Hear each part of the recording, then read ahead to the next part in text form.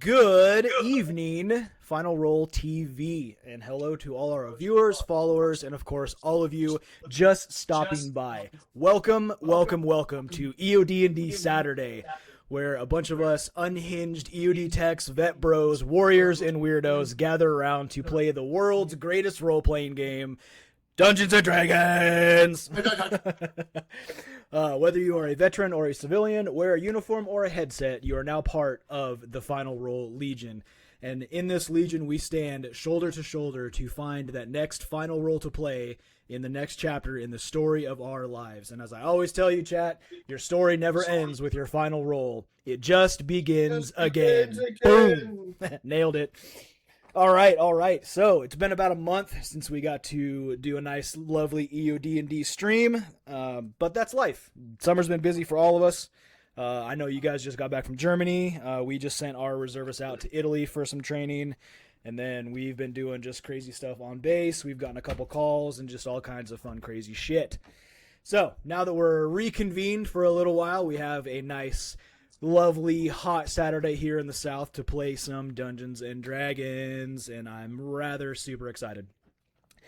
And naturally, my lovely daughter is going to be joining us at the most dramatically appropriate moment. That is her nice blue icon in Discord.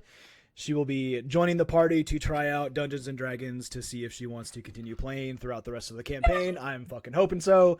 So we'll see. So make sure you guys aren't too mean. Oh, why does this one smell?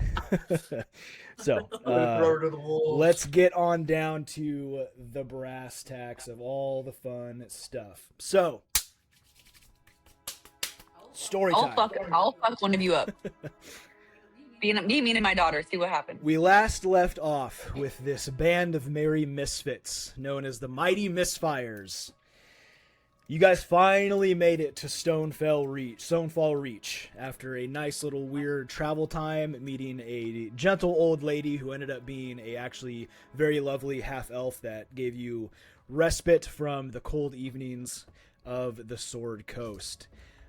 When you got to Stonefall Reach, you guys decided to kind of skip the pleasantries and ignore the sights, quote-unquote, as I like to call them, and decided to grab cold weather gear and prepare yourselves for the long ascent to where you believe these weird ruins are that supposedly is holding Zikran's secret laboratory somewhere up in the Cloud Peaks. What you gained from that information is that it is, in fact, a ruin of a stone giant citadel or a fortress that was once home to a cloud giant clan, according to the trapped genie that is in Zikran's tome. So, you guys headed up with about half a day left to go on day one of your climb. Not a whole lot of stuff really happened that first day other than you got lost because Porkchop is terrible at navigating, and you guys decided unanimously that he is no longer allowed to navigate ever again. Yeah. So, you guys decided to get a better navigator, aka Maze, and she led you guys in the proper right direction to a very nice campsite, and you guys camped out for the first night of your cold your cold mountain climb. Alas, nothing really happened on day one or night one. However, the following day was a day of combat. Not only were you harried by some ice mephits, these little abyssal creatures made of snow, ice, and water. Later in the evening, Porkchop was assaulted by a very, very large serpentine creature with more appendages than anybody knows what to do with. After a brief panic, he managed to free himself from its clutches, alas, awaking the rest of you. And you quickly figured out that it had a very big aversion to fire, and you were able to fend it off rather quickly, which was actually fantastic and just how I planned it. So, after that, you guys didn't get molested for the rest of the evening, and you have woken up for day number 3 of your climb to the ruins of the Cloud Giant Keep. So, Mighty Misfires, as you are breaking down camp, putting the tents away, and dousing the fire, getting ready to do all the things. What do you wish to do? And I understand that Squeege and Torin will not be here with us this evening, which is fine. I will just keep track of what they would probably do. I'm not playing like 18 NPCs, so they're just kind of there in spirit, and we'll just pretend that they help in some weird way somehow. Squeege is going to just turn invisible and run away. Shocker. Torin's just going to That be in a tracks. trance talking to his sky mommy. So, Mighty Misfires. The floor is yours. What do you wish to do?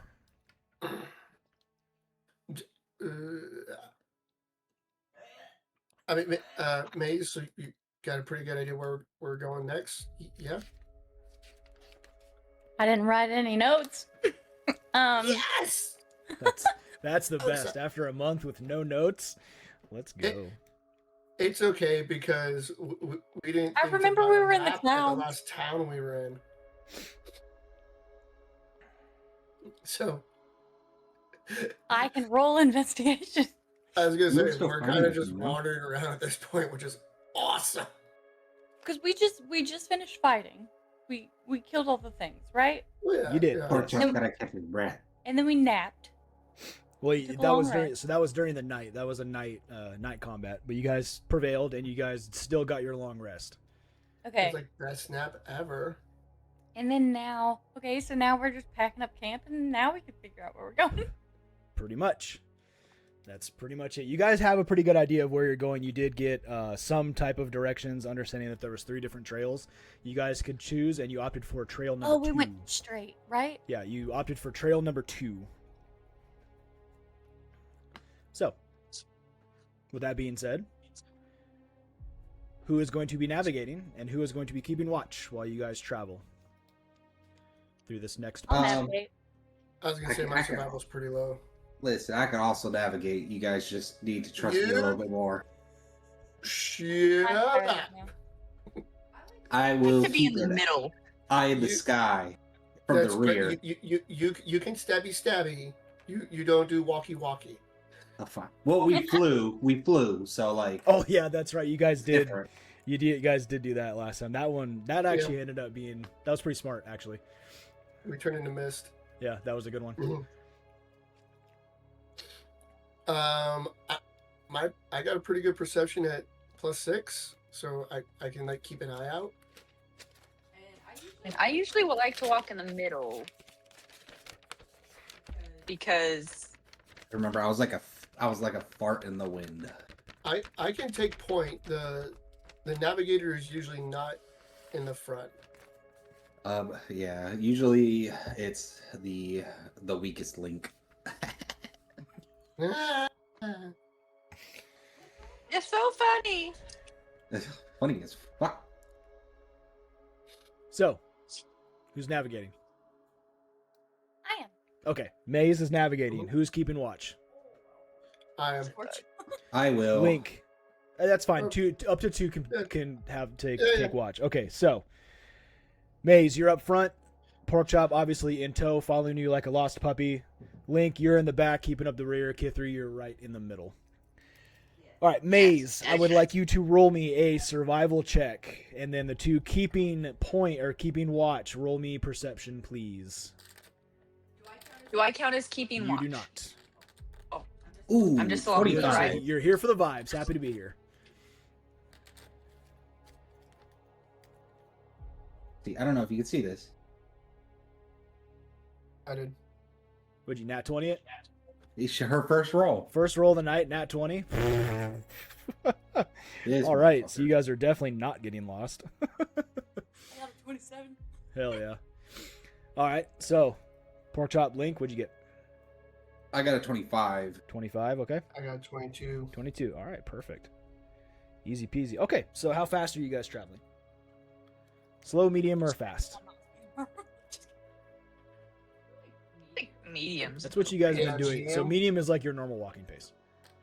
Yeah, medium. Okay.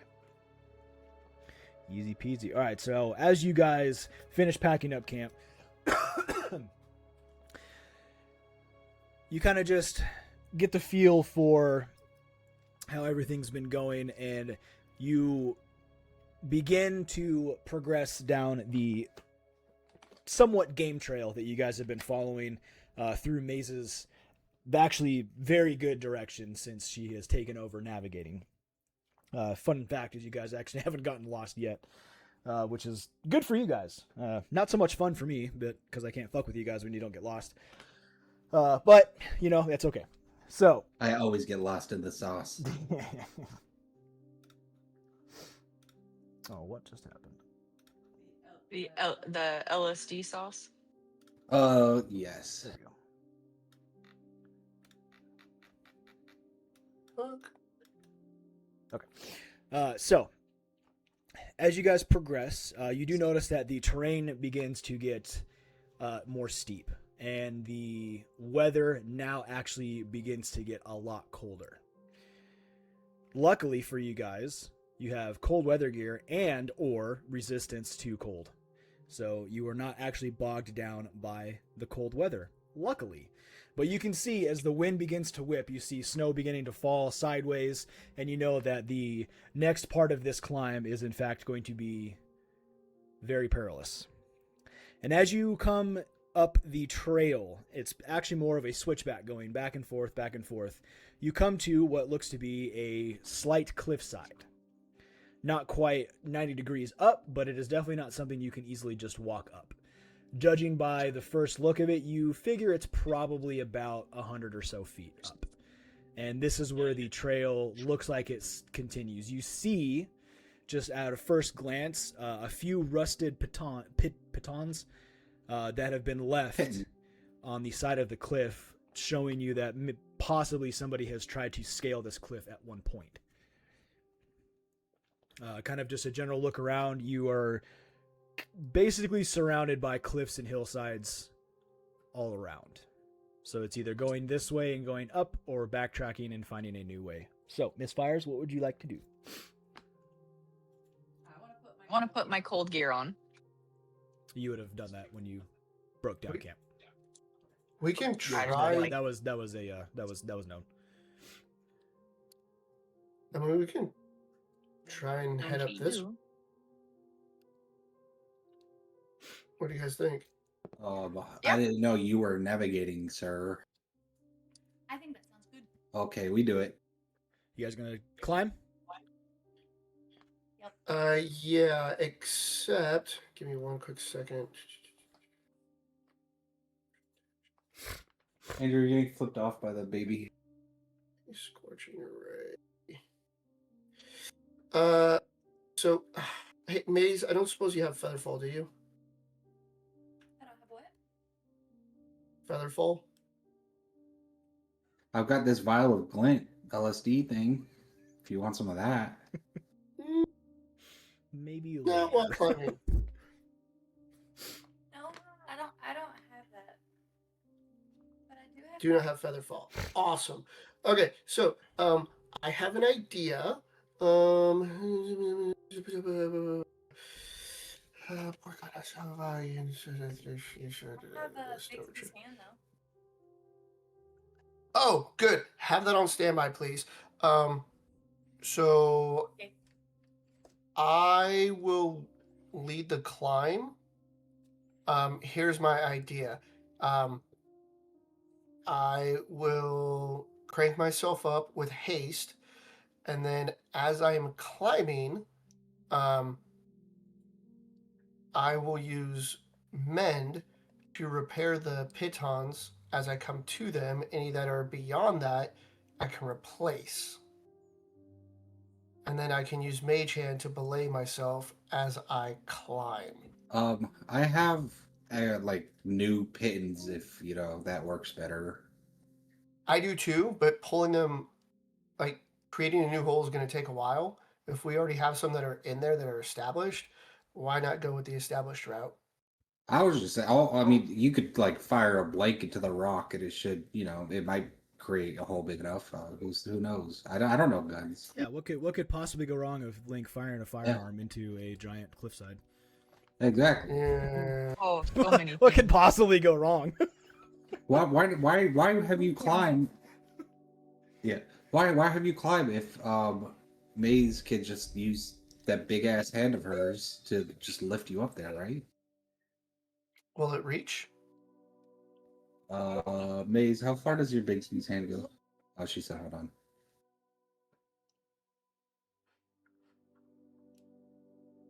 Because Scorch I would is say let's causing turn to trouble. gas, except it's windy and it'll blow us all over the place. How far does Bigsby's hand go? Well, if it's from her, can Maze 120 feet? How much weight can it carry?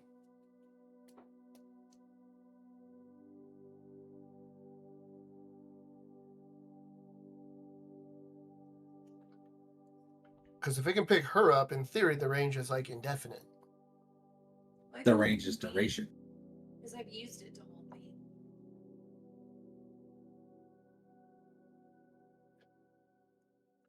But on the synopsis of like what it is, it doesn't tell you how much you can hold. Like it doesn't say weight. It doesn't say you could hold 500 pounds.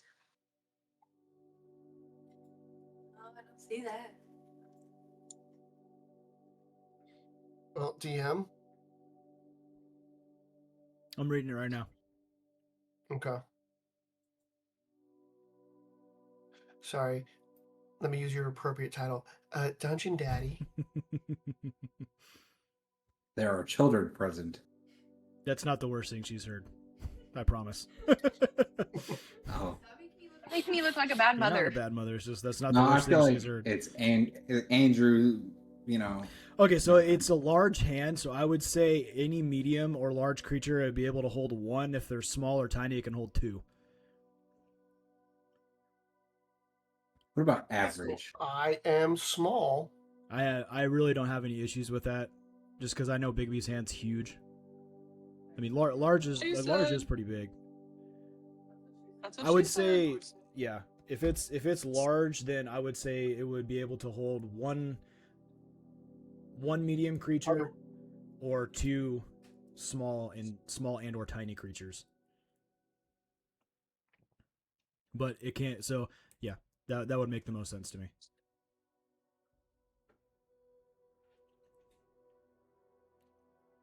So we're gonna go with that.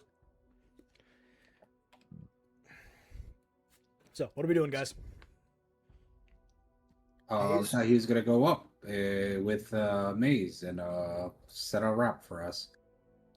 Okay, so you're gonna use Big B's hand or Maze's hand, technically, to lift yourself up and either fix and or replace the pitons all the way up the cliff. If she could take me all the way to the top, and I can just because how high is the cliff? About 100 or so feet. Yeah, I can take it. How many? 120. Check your inventories. I know I have a rope that's 50 foot long. Who else has a rope? I have a rope. I have a rope. I've got 50 feet of rope. But that's you what wa- Awesome. Yeah. We got 3 ropes. We'll marry them together. We got 150 feet. We'll go to the excuse top, me. anchor it. Excuse me. Hmm. You can't get 150 feet out of 3 50-foot ropes because you need about a foot of each end to tie together. You know what I mean. So we got about 147 feet. Actually, Fine. that's exactly what that was. I'm Actually, Oh, okay, so I like it. All right, so Maze, as you cast Maze's hand, and it is a nice, large, dragon-like gauntlet that is a mix of black and shimmering dark olive green. You lift up Link, your artificer gnome.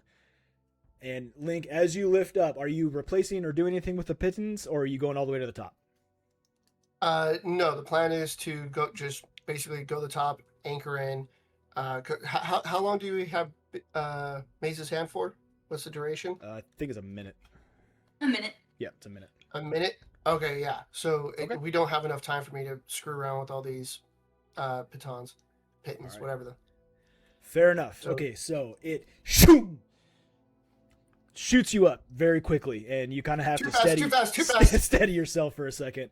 But you do get up to the top of this little cliff area, and you see a few spots where there were some old pitons. Is it piton or piton? It's pitting. Piton? Okay. Some old pitons that at some point were there. You see a few holes and you see a few busted pitons. So you know that this is probably where previous climbers had anchored at one point. And as you hop off Maze's hand, it dissipates. And you are now on top of the cliff by yourself.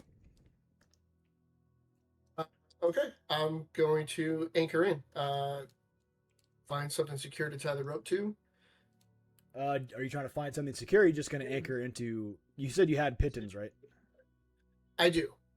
So how do you want to try to find something to anchor in, or do you want to use your pitons? If there's like a big ass tree like right there, then cool. If there's nothing like super nearby, then I'll anchor in. Okay. At first glance, you do not see any trees. You're up in like the icy cliff area of the mountains, so there's not really any underbrush or trees to anchor into. Okay. Yeah. No, then I will find a suitable crack. Okay. Go ahead and roll me an investigation check for that. Oh, that is not good. I will expend a flash of genius because I know I can do better than that. And we are going to make that a 16. A 16. Okay. So looking around, kind of deliberating, you do spot a little bit up the trail. You do spot a decent sized cliff face that goes very, very, very, very high, and you do spot a couple areas where you probably could anchor some pitons to secure the rope.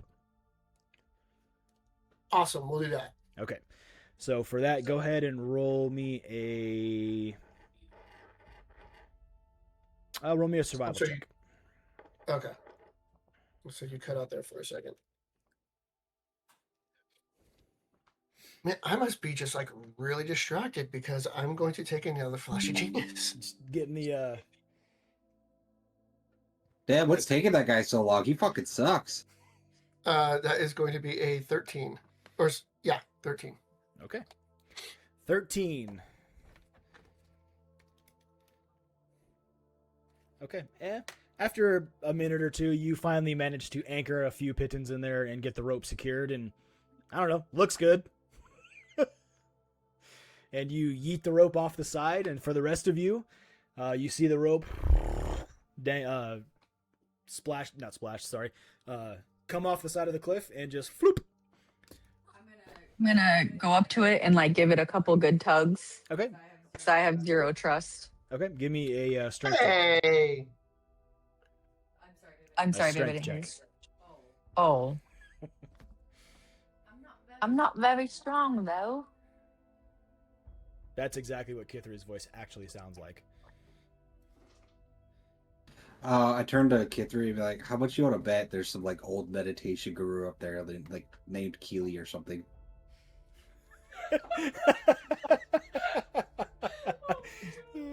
As long as they don't have banana, 13. it's super good. Okay. So Kithri, you give it a tug with your little halfling hands and seems good. Alright. Seems legit. I I want to go up first. I don't want to follow Maze's big tushy. Okay. So with that, then go ahead and Dragonborn tush. Dragonborn tush. Okay, so for that, go ahead and roll me a athletics. Did you guys think this was going to be easy? I did. Well, you done thought wrong. Well, I didn't want them to be things that I'm not good in. 15. 15. Okay. So you begin to climb and ascend this rope. You use your little halfling toes and your sandals to hook yourself into some of the pitons to kind of get some leverage, and you do manage to get about halfway up. Halfway up the rope with no issues, actually. Is anybody else going after, or are you guys doing it one at a time? I am going to use my hand. You gonna just Bigby's hand yourself up? Yep, I Okay. am. All right, so Kithri, as you are beginning to ascend once again up the rope, I need you to roll me another athletics check. And then as you're doing that, you just see Maze That little kid that. levitating on her giant dragonborn Oh hand. my gosh. Please don't make me fall down that rope. Porkchop, are you waiting or are you Okay, I'll climbing? continue. I'm bracing to catch Kithri. Okay. He sees her struggling. I have an 8. An 8. Okay. So, Oh, I'm sorry, a 7. oh, even better. That's- Even yeah. better. My math is wrong. Math wasn't mathing. All right, so as you begin to continue to ascend, your foot slips because it is in Oh, fact no. icy, and you do lose Oh, your no. footing and you begin to slide down the rope. But you grab onto it as hard as you can, and everybody knows that's done that, knows rope burn really sucks, and it does not feel good on bare hands. And that's exactly what it sounds like when she slides about 10 feet down. But you do manage to catch yourself, and you are using everything in your power to not let go of that rope. So I need you to roll a strength save to not let go. Hey, Kithri, you want me to grab you? It's just a little late for that. Oh my gosh. Can you pick something I'm actually okay in? Oh my god. 12. 12?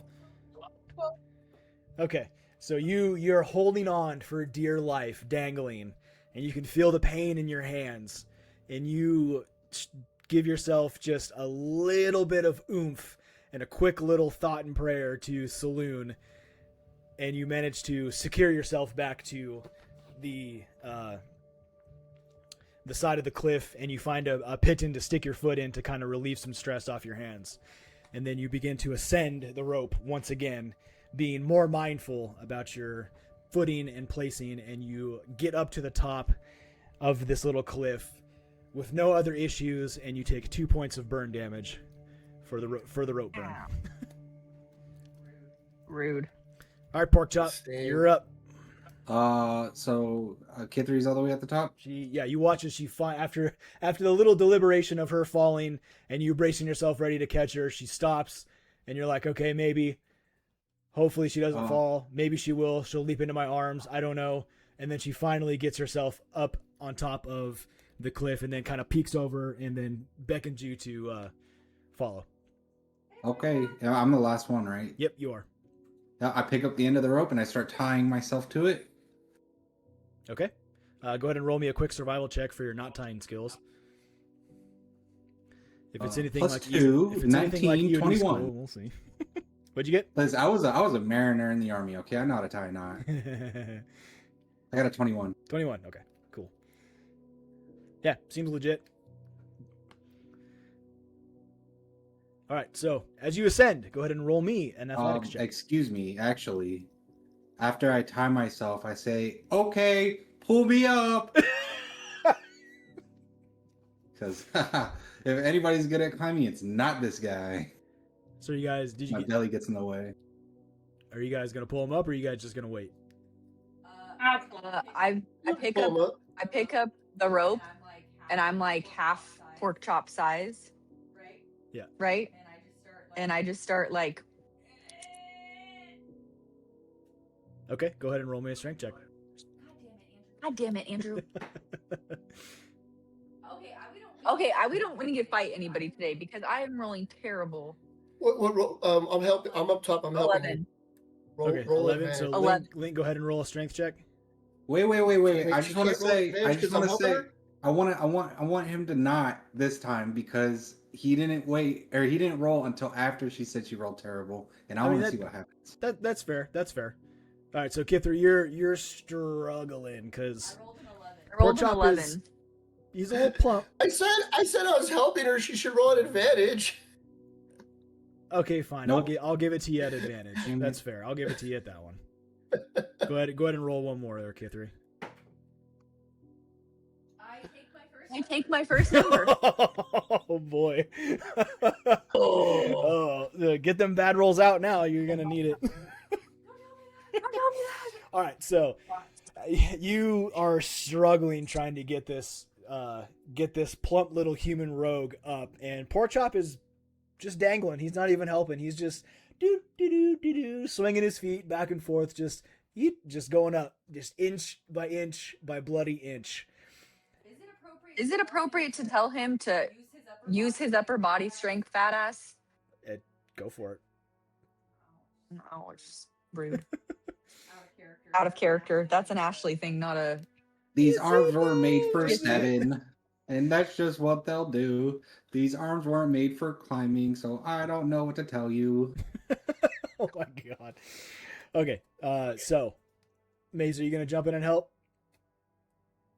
Yeah, I said I was. Okay, Me and so Scorch there. with all 3 of you actually working on it now, over the next, 1 or 2 minutes, you finally manage to get Porkchop up and over the little cliffside. You want to diet. As I get to the top, I wipe my brow. I wipe my brow, and I'm like, "Ooh, that was Your hard." rations go to the puppy. I'm about to push you back down. Okay. I forgot we had the dog. I gotta change the boy real quick. Thanks for helping, guys. Yeah, we did. All right, so you guys get back into your little group formation. Are you leaving the rope, or are you taking it with you? Oh, no, We're taking that shit. Okay, so you divvy up the rope and repack everything back into formation, and you guys begin to head in what you believe is the proper direction. So those that rolled last time for navigation and perception, go ahead and roll again. Me. What's 18 plus 7? A lot. Okay, cool. Yeah. That's what I got. Cool. 17 on perception. 17, okay. And then Porkchop?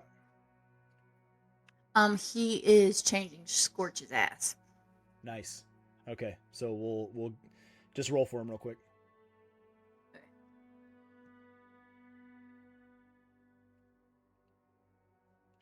A 16. 16. Okay, cool.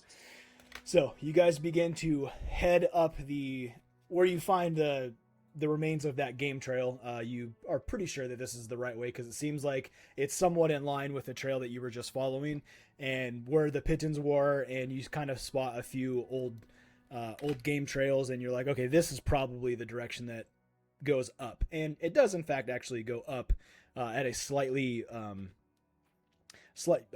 angle.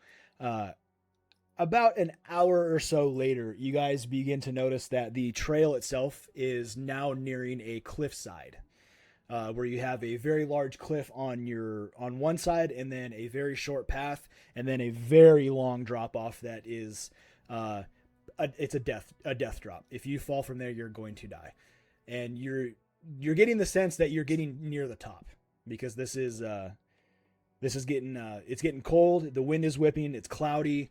And the oxygen in the air is getting a little bit thinner, so you guys can feel the difficultness of this climb. For Link, as you guys are walking over the wind, you hear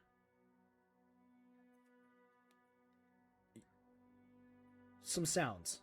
You're not really quite sure what they are. They sound familiar, and it's on the tip of your tongue. You're just thinking, where did I hear this before? And as you guys continue to progress forward, you see that the trail ahead bends to the left. And suddenly out of nowhere, you see a winged creature. Very similar to the ones you fought a few days ago. It doesn't see you. It seems to be concentrated on something else, but you do see one. And Link, you remember where there's one of these, there's usually more. Tell that to the party. Fuck.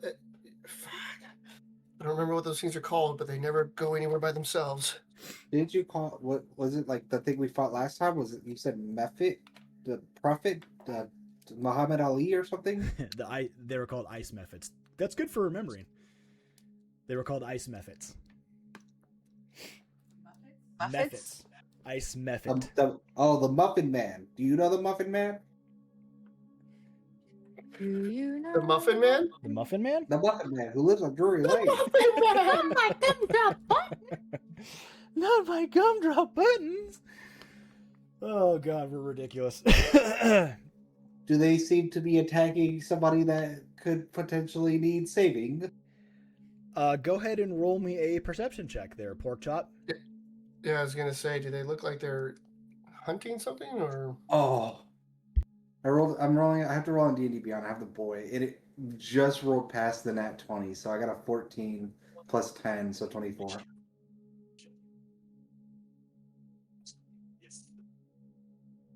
You got a fucking plus 10?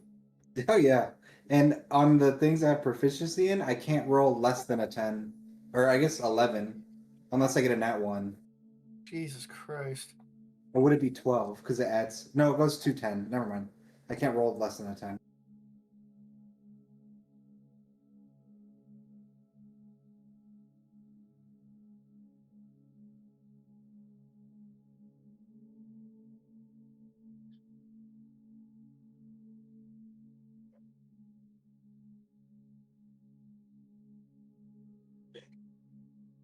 Oh yeah. Okay, so pork chop, what'd you get? I got a 24. 24. Okay. So whatever 14 plus number 10. you roll, Just by add one looking to at and then what's going on, what? you do get the sense that this thing is it seems to be And then concentrating back. on something else, and it's You not just roll really it in worried here. about you guys. It seems to be. Why are we yelling? Put it back. Server mute. No, just kidding. No, put it back to the number it was on.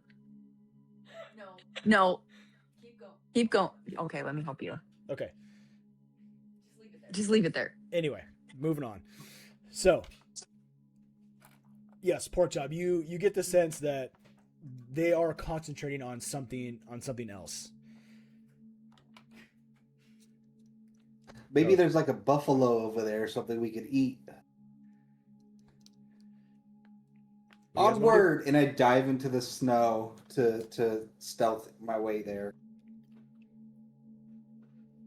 You're gonna stealth your way over there. Oh yeah. Okay, roll me a stealth check. Stealth is plus 11, so 27. Oh, jeez. Okay. That's a rogue for you. Yeah, that's a rogue for you. I dive into the snow, but it's just my butt cheeks hanging out. Okay, so as you progress forward, they definitely don't recognize. They're not even paying attention to you. They look like boulders from SpongeBob. As you progress forward, you get all the way up to where the trail begins to bend, and you do actually spot not one, not two, but three different methods, and they seem to be harrying a lithe female half-elf who is in cold weather gear, cold weather boots, but you notice that she has a spell book in her hand, and she's trying to sling what looks to be some type of spell at these methods. I poke my head Oh, out we're- like a periscope from the snow, and I want to look at the weakest one. I want to see if they've done any damage to it. The methods? Yeah. Okay, go ahead and roll me a perception check. Oh yeah, baby. 21. 11 21? plus 10.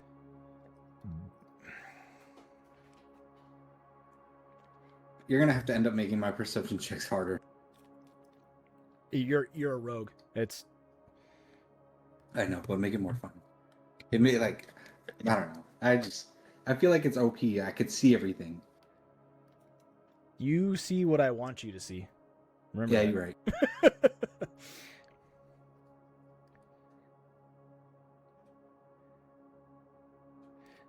Okay, so as you're looking about, you do spot that the one that is farthest away from you seems to be a little bit more wounded than the others.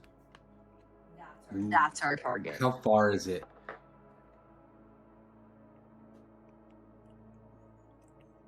About estimating. About,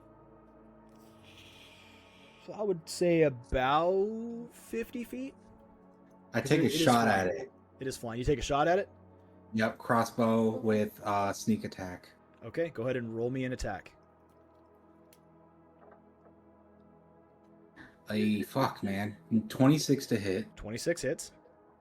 Definitely hits. 1d6 plus 3, so 7 damage plus sneak attack damage is 6d6. So hold on.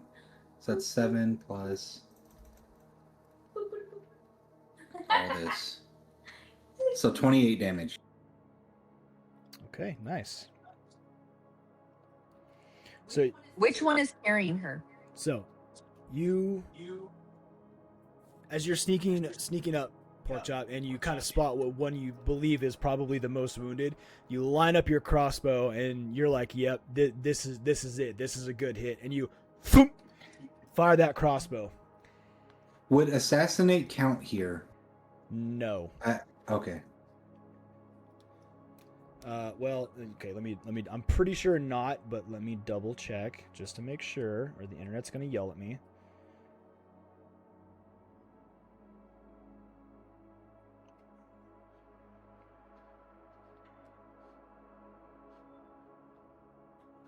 Because would it count as, like, if they're fighting, would it count as their combat or my combat? Because it says I have an advantage on attack rolls against any creature that hasn't taken a turn in the combat yet, and any hit you score against a creature that is surprised is a critical hit. So I guess it won't be surprised if it's already in a fight. Well, it technically would be a surprise because it's not you're basically surprising it with a surprise attack. So yeah, I'll give that to you. Yeah. So surprise is just double the initial roll, right? Yeah. So does that make it an auto crit? Yeah. Okay. Yeah. So yeah, your whatever your dice number was, just double that number. Not the sneak attack damage too. Yeah, you double that also. It's a crit. Holy fuck. Okay, Yeah, so when rogues crit, things immediately die. yeah. So what did I say? 28 damage. Yeah. 25. So 53 damage. Damn. Which one did you cast on? Or do? The one that was already injured. The one that was the most injured. You actually almost one-shotted it. That'd have been hilarious.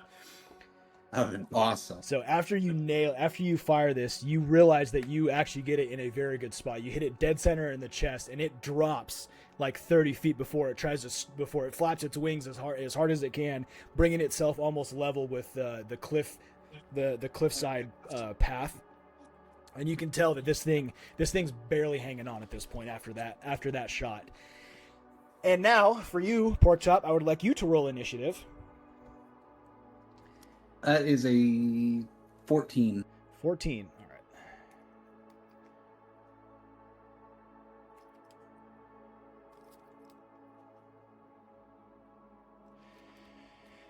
Okay, so for our new half-elf that is now in the spotlight, I'm not going to tell you her name because she will tell you her name at some point when you guys are not fighting something. So, It's a she. Keely, if you would like to describe to the rest of the party what your character looks like, just make sure you unmute yourself on Discord. Yep, describe what your character looks like. What's up? Okay. I'm very cute, very cute. Okay, I have some bright pink hair, green eyes, olive-ish skin, little bit of freckles, and some little elf ears, just little ones, because I'm only half elf. But I'm pretty dope. Seems like the elf is in trouble. All right, so with that being said, babe, real quick, can you mute your mic? Can you guide her through a round of combat? Just mute your mic so you're not talking while she's trying to talk and I'm trying to talk. It's the microphone. Bottom left corner. Okay, what? Mom's gonna help you run through this round of combat so you understand how it goes. Wait, I didn't get a cat. I was gonna class my Champleta. You're not in combat yet. I know, but You are not in combat yet. She is. She's gonna help you real fast. All right, so just so we can introduce my lovely daughter to combat real quick. Porkchop, while you are watching this, you relay back to the rest of the party of pretty much everything that's going on. And while you guys decide if you want to intervene or not, we are going to see what this nice half-elven lady has up her sleeve to defend herself with. So, Keely, if you would like to come step over here real fast, if you can't see anything, you can actually see the combat board. Okay.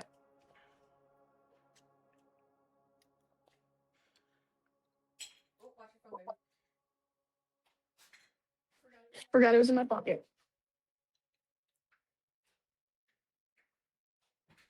Other side. This side. This is you, right here. Mm-hmm. These are what are attacking you. This is everybody else. So. Wow, I'm so dope.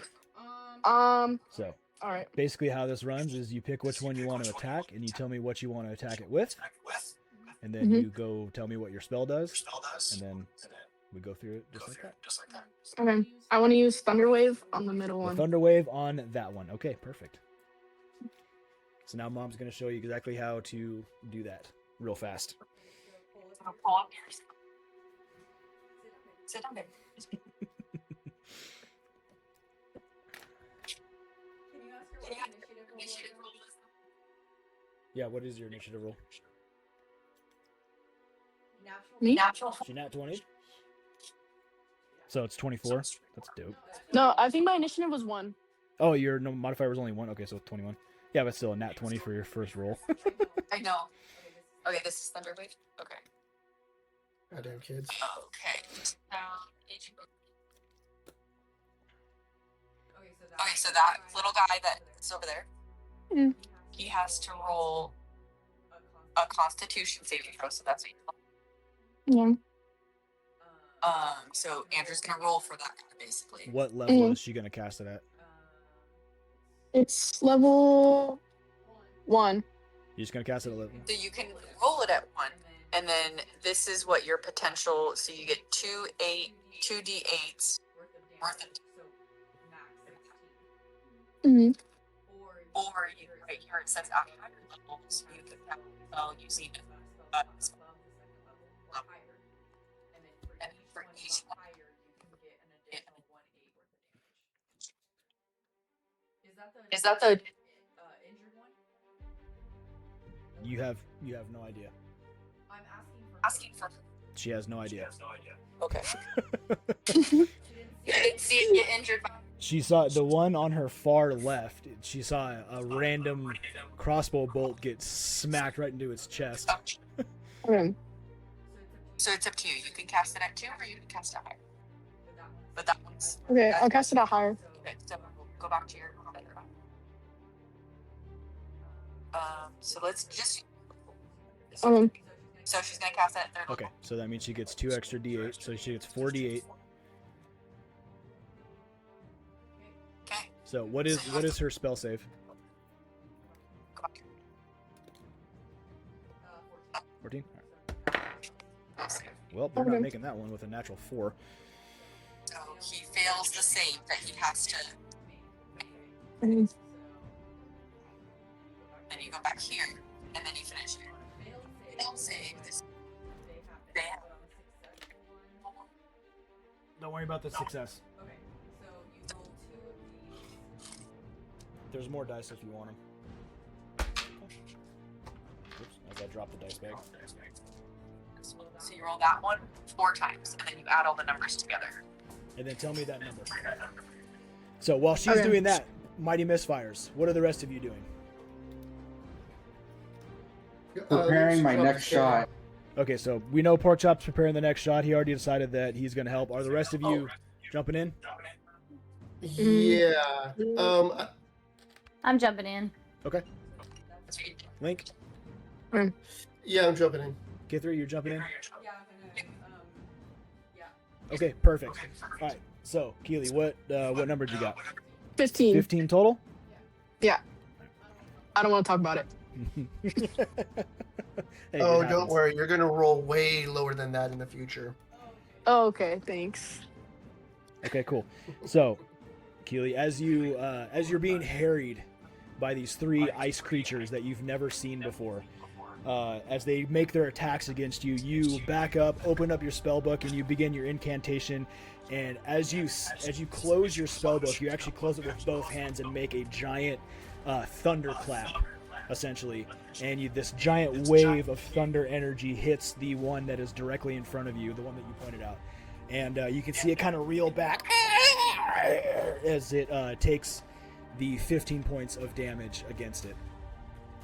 Now, for the rest of you, roll me initiative. Let's get it going. Oh, yeah. Oh, Jesus Christ.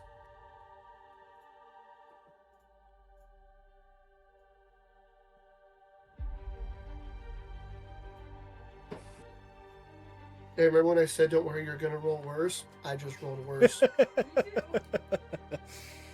All right, let's get to it. I will open up the combat camera.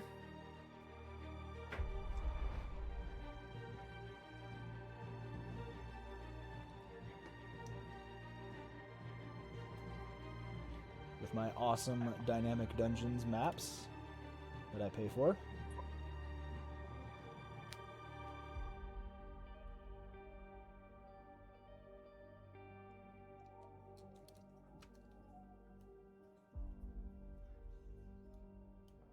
All right, so 25 to 20.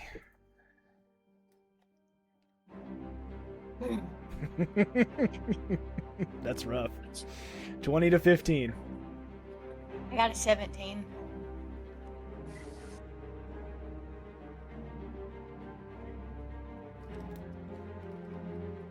Pork chop, I got yours. All right. 15 to 10. All right, Link, what'd you get? Not one. Oh boy, brother. Which, honestly, let's be honest, if I was to ever go first in our initiative, that would just be weird. I mean, that's fair. I consistently roll the lowest for initiative. That's for whatever reason. that's fair. We put the big guns in the back as a last resort. Yeah, that's Aw, true. thanks. That's true. I'm just talking about your cannon, not you. So, You're like an average-sized gun. Keely, after you finish casting this spell, you notice some movement kind of out of the corner of your eye, and you kind of turn real quick to see because you don't know if you're being ambushed or not, and you immediately spot you don't spot somebody in the snow because he's actually super stealthy, but you do spot what looks to be a very, very large dragonborn female, a small halfling woman, and a rather stout but short gnome who has a vest that seems to be just a vest of like endless pockets. I'm still And stealth. you guys, yeah, pork chop, you're still stealth. No, she can't see you. And you guys kind of all just lock eyes for like 2 seconds. Do you guys Don't say forget anything to each Scorch. other? Okay, so the halfling woman kind of waves at you real quick. I start to threaten them. Okay, what do you say to him?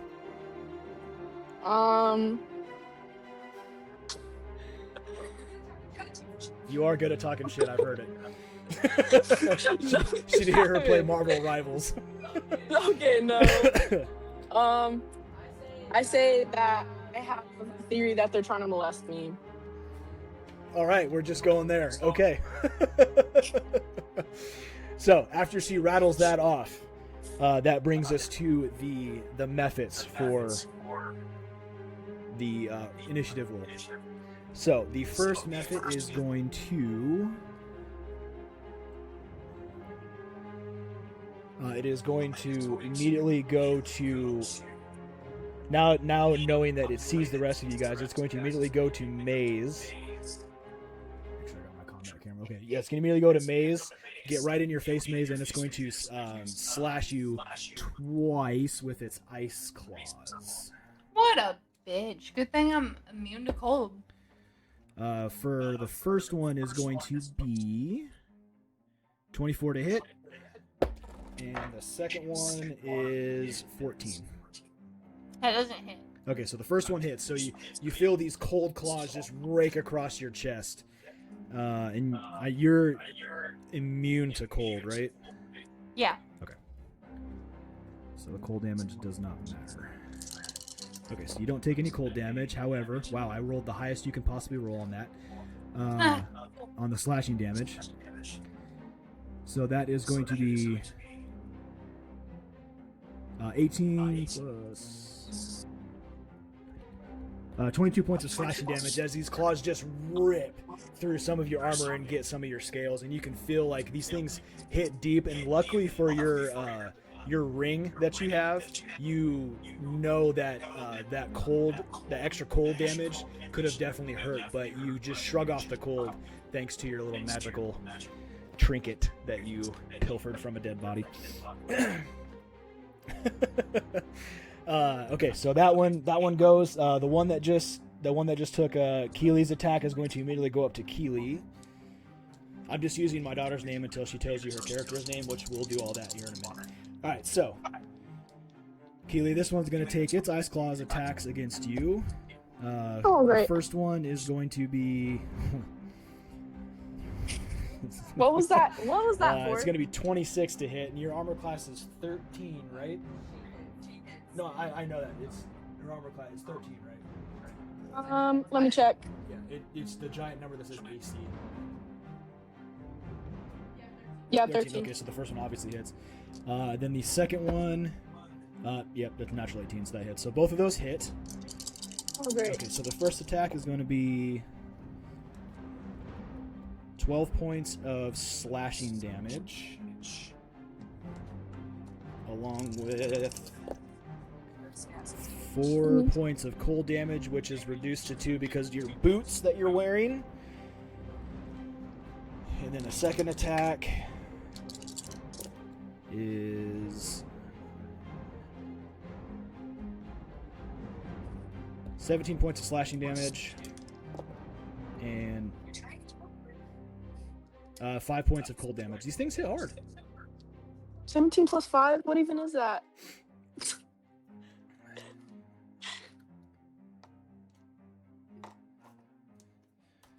Okay, and that's gonna go. That one's gonna end that one's turn, and then this one that's barely hanging on for dear life is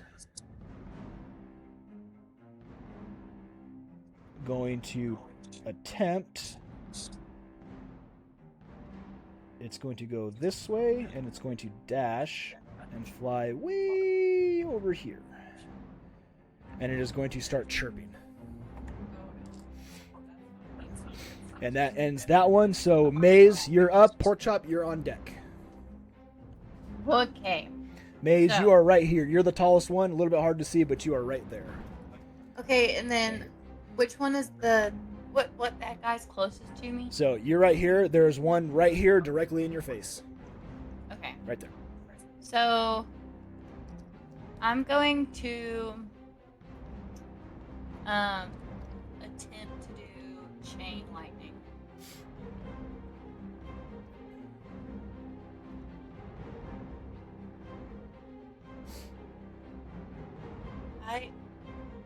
What you got? Hear me?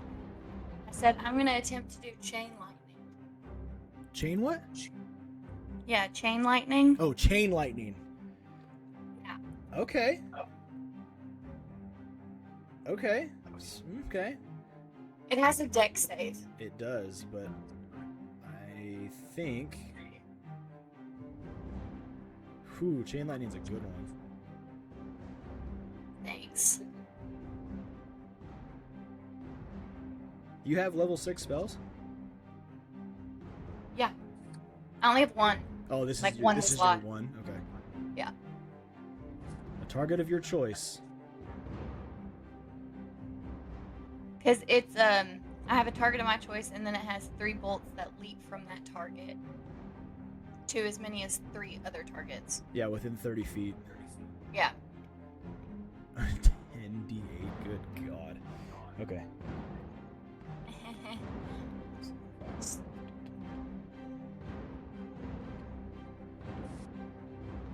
Okay, so you can hit this one with the extra. This one's Okay. this one that's flying is just out of range. So Okay. it is a dex save against your spell DC, right? Yes. Dex save.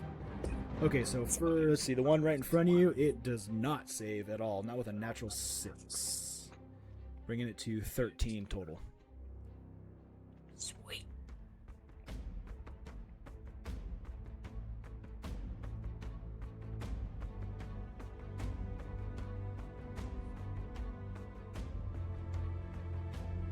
Okay, then they all take dex saves.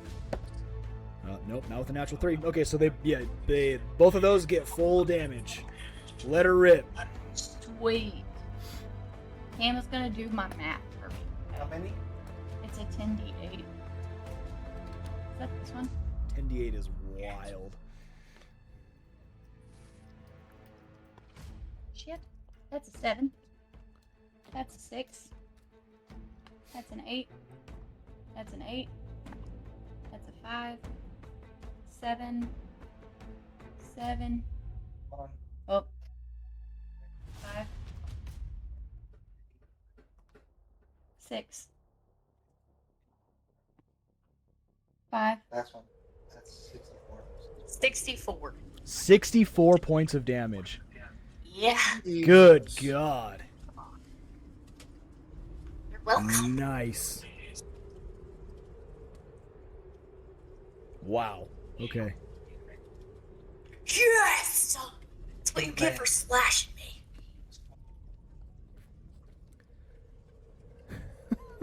Jesus.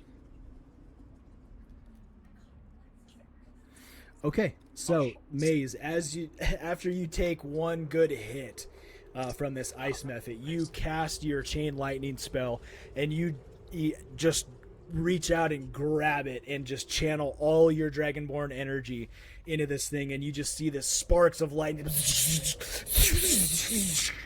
as it just gets fried to a crisp, and you see another arc just go off into the left. And Keely, for you, you're trying to dodge this ice method from continuously hitting you with its ice claws, and all of a sudden you see this arc of lightning just smack it, and you see burnt flesh, and it reeks something awful as you see it just get charred right in front of you.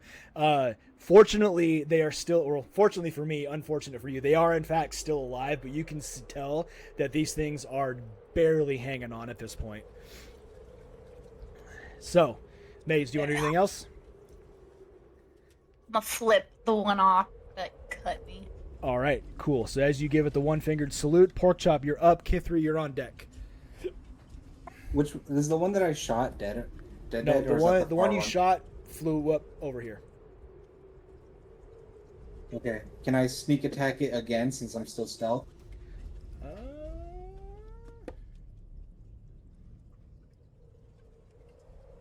What'd you roll for your stealth?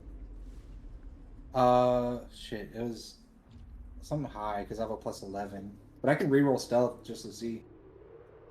Yeah, just re-roll for me real quick. Well, let's see.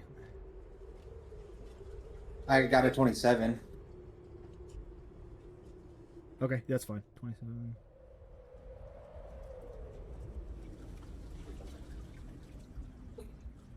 Okay. So once you shoot, though, you're going to be out of stealth again. That's fine. Just FYI. I got a nat 20 to hit. Holy fuck. Which one are you shooting at? The one that was hurt? Yeah, the one that I'm just killing myself. Okay, so you nat 20'd. Immediately, I'm not even going to... Don't even worry about rolling because this thing has like 2 hit points left. Hell yeah. So as you kind of just very slowly inchworm your way over in like the most weirdest way possible, somehow your ass just sticks in the air, and it's like your butt cheeks just rotate like a gimbal, and there's this little pop-up of your head, and you see this little crossbow come out of the snow and just boom, and you hit this thing dead center in its head and just dome, thoop, and it just falls down into the abyss of clouds below. However, it did chirp, and you have no idea if the chirp was heard or not. But you did, in fact, actually smoke that one. Hell yeah. All right, so Pork Chop. Anything else? Where am I again? You're right here. You're actually I'm gonna you're actually move technically closer. prone, but you're right there. Okay, then I'd like to get up and Okay. use Half your movement to shake off all the snow. Yeah. And get up. Okay. and 15 feet closer to the other method. Which one? The one toward Maze or the one toward your Toward Maze. toward 'cause I have Maze? to Okay, well protect you just my immediately baby. turn around right there. So now you're almost. Oh, flanking. I can't get to it? No, you're at it. You're at it. You're Oh, only okay. You're only 10 feet away from it. Sick. Okay, that's my turn. Okay, perfect. All right, Kithri, you're up. Link, you're on deck. Yeah, I'm gonna the one that hasn't been hit yet. They've all been hit. There's only 2 left, and just at a quick glance, Kithri, after you watch Maze do her chain lightning, you can see burnt flesh from on both of them, and these things are like, you can see the waver in their hover with their wings, and their wings are like kind of sporadic, and they're barely hanging on. Alright, I'm gonna cast I wanna get within 30 feet. You're within 30 feet of this one, and then if you want, you can move to get 30 feet with this one. Which one do you want? I can't see how far apart they are. The 2 methods? Yeah. You can ask. 5, 10, 15, 20. They're 25 feet apart From each other? from each other. Okay. You also have the benefit of just walking over here and looking too. It's the benefit about being married to the DM. So for all you viewers, marry your DM and you can see all the stuff. Anyways. Will you marry me, Andrew? Okay,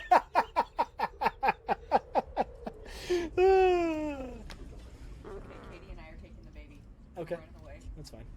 Um, Me and Cam will adopt. alright, Anyway, I'm gonna cast Agonor Scorcher on that's Pork Chop. that one. Okay. Agonar Scorcher on Pork Chop. Okay, Agonar Scorcher on this one. Okay. Agonar Scorcher is a good one. I'm just saying I could fly you to all your TDYs. That's true. That's And then very go to the true. beach after. I'm down.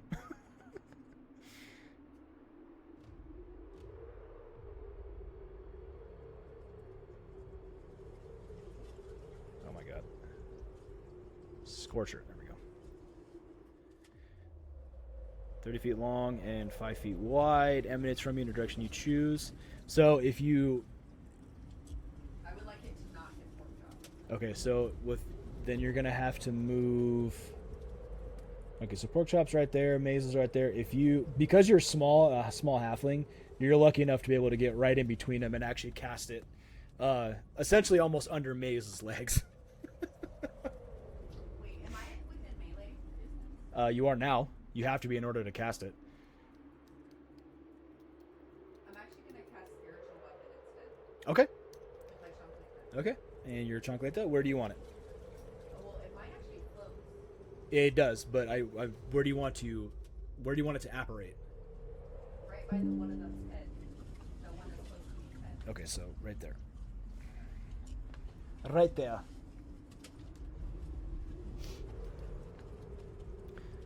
Okay, and let's see. Your spiritual weapon, if I remember correctly, do you still get an or do you get an attack? Yeah, it says you can make a melee spell attack. When you cast a spell, you make a melee. Okay, yeah. Okay, perfect. So yeah, go ahead and roll your attack. Nope. Okay, I honestly couldn't remember.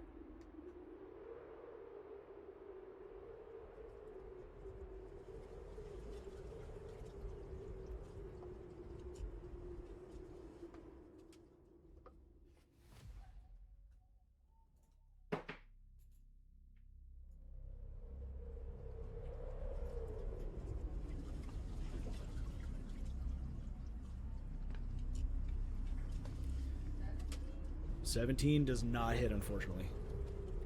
Yeah. Okay, so as you cast your Chonkleta spiritual weapon and you send it soaring like like you see in all the funny meme videos where it actually soars around Porkchop's head and tries to connect with the Mephit, and the Mephit just barely dodges it at the very last possible minute, and it kind of just sits there and just rotates, and it's ready for another strike. Do you want to do anything else? Well, because it says as a bonus action, I can move the weapon 20 feet. That is correct. So is that other one within 20 feet of us? No, it's 25. Okay, that will end Kithri's turn. Link, you are up. Keely, you are on deck. What that means is you are next after Link is done. They're both pretty messed up, right? They're everyone's just- hurting. They're hurting real bad. He's like, there's not a whole lot for me to do. I'm going to take my file and run it along my arm to get the sparks going to cast Firebolt. Firebolt. Okay, which one do you want to cast it at? It's going to be a disadvantage at either one because they're all in melee. Oh, damn, that's right, huh? Yeah, the one closest to me. Okay, one closest to you, which is the one that is basically being really, really fucked up by Porkchop, Kithri, and Maze. And now you're going to add the last little 1-2. So go ahead and roll your attack. It's canted.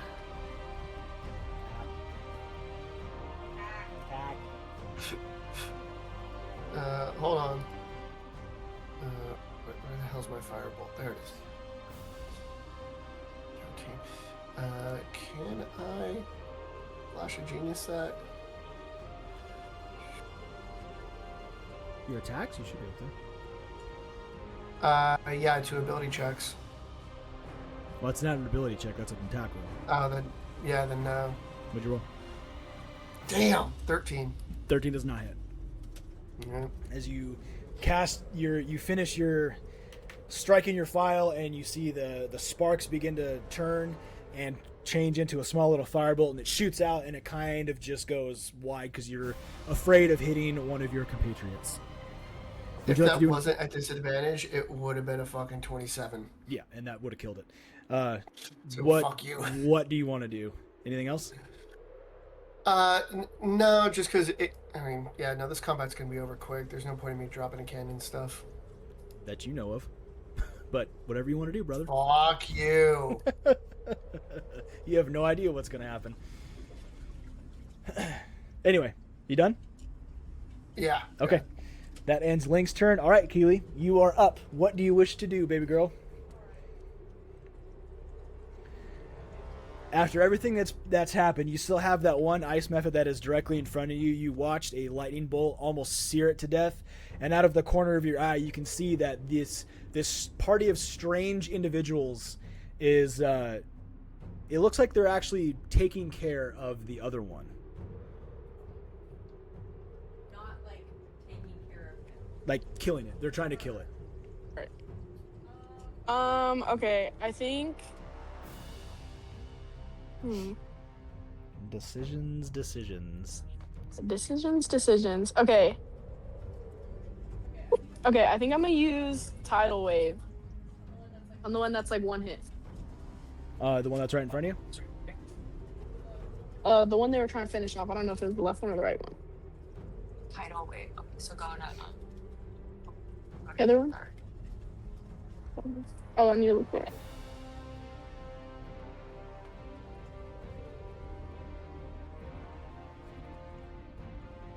This is one of the things I love about being a DM is teaching new people how to play. This is literally one of my most favorite things to do.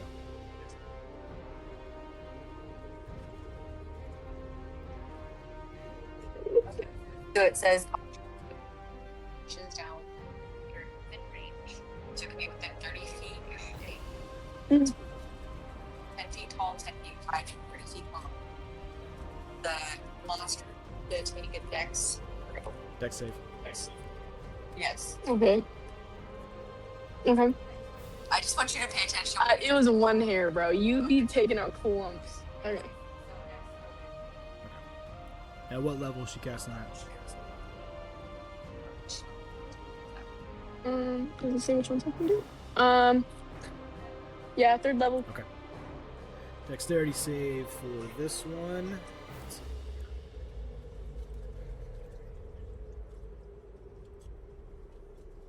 This is what they have to be. So that's Okay. the higher one. Okay, just specifically for this, because there's so many around this method, what I want you to do is you're going to roll an Arcana check for me to actually get it accurately placed so you don't smoke everybody else. Okay, so Arcana, you are super high. So then you're gonna see if Bryce says +6. Yeah. This die right here. Right here.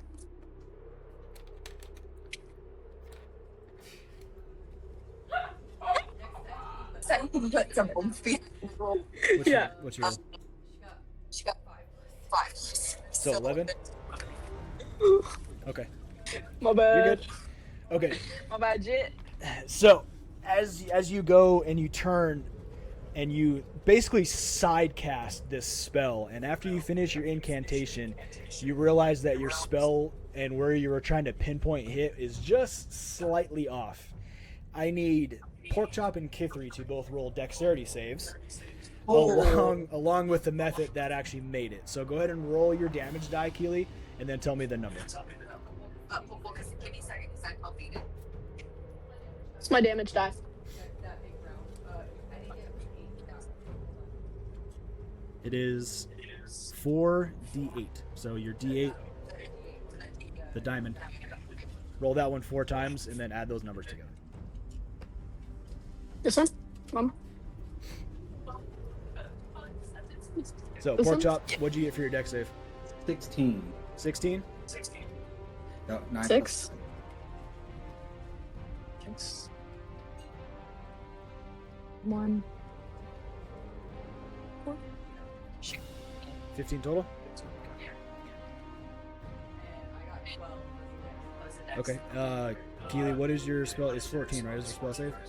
Okay, so Porkchop, you take half damage from 15, which is 7. 8. And then 7. Kithri, you take 15 points of water damage. 15. 1-5. Or, I'm sorry, bludgeoning damage. And you are knocked prone.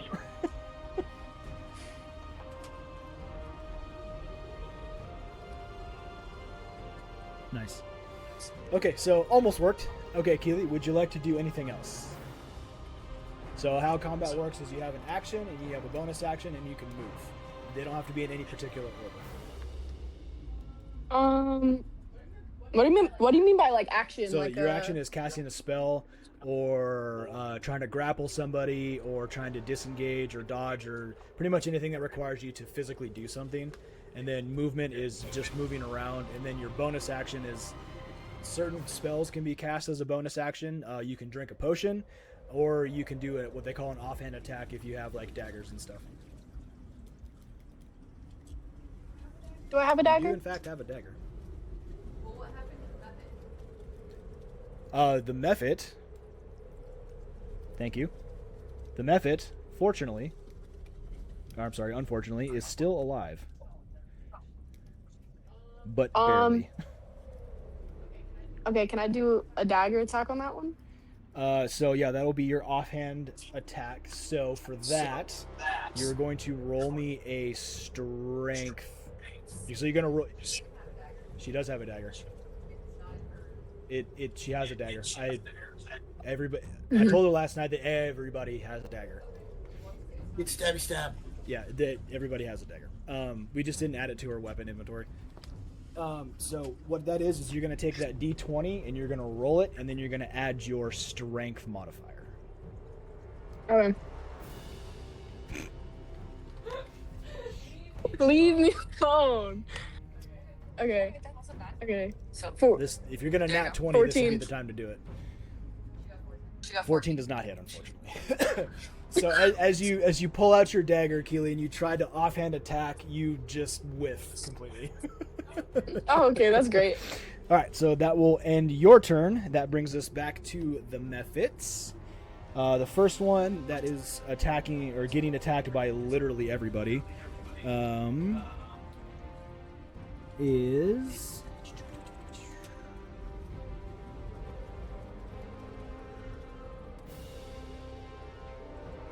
yeah, it's just gonna go in. It's gonna continue doing its thing against you, Maze. Just you being the biggest target it can see. It's gonna take 2 attacks against you. First one is 25 to hit. Second one is a natural 2, so that one doesn't hit.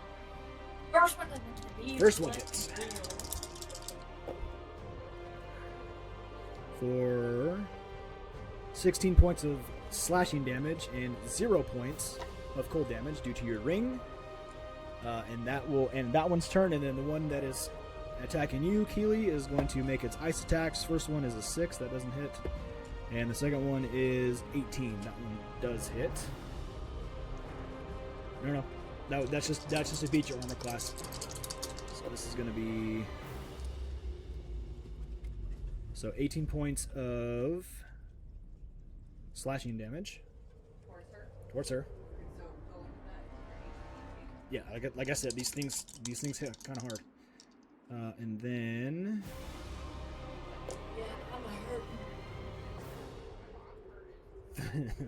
I know. And you're gonna take 3 extra points of cold damage. As you manage to dodge the first claw attack, it follows up with an underhand attack and actually catches you in the breastplate and kind of underneath your chin, and it rakes you hard, and you can feel your skin kind of split. And you're like, oh wow, yeah, that hurt. That one hurt quite a bit. Okay, that's gonna end those. Welcome to D&D. Because literally that's just what I've been rolling. Am I next? Am I next? All right, so that brings to Maze, and then Pork Chop, you're on deck.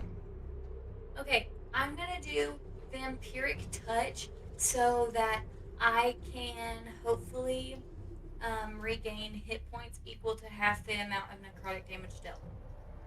Okay, Okay. I like it. Okay.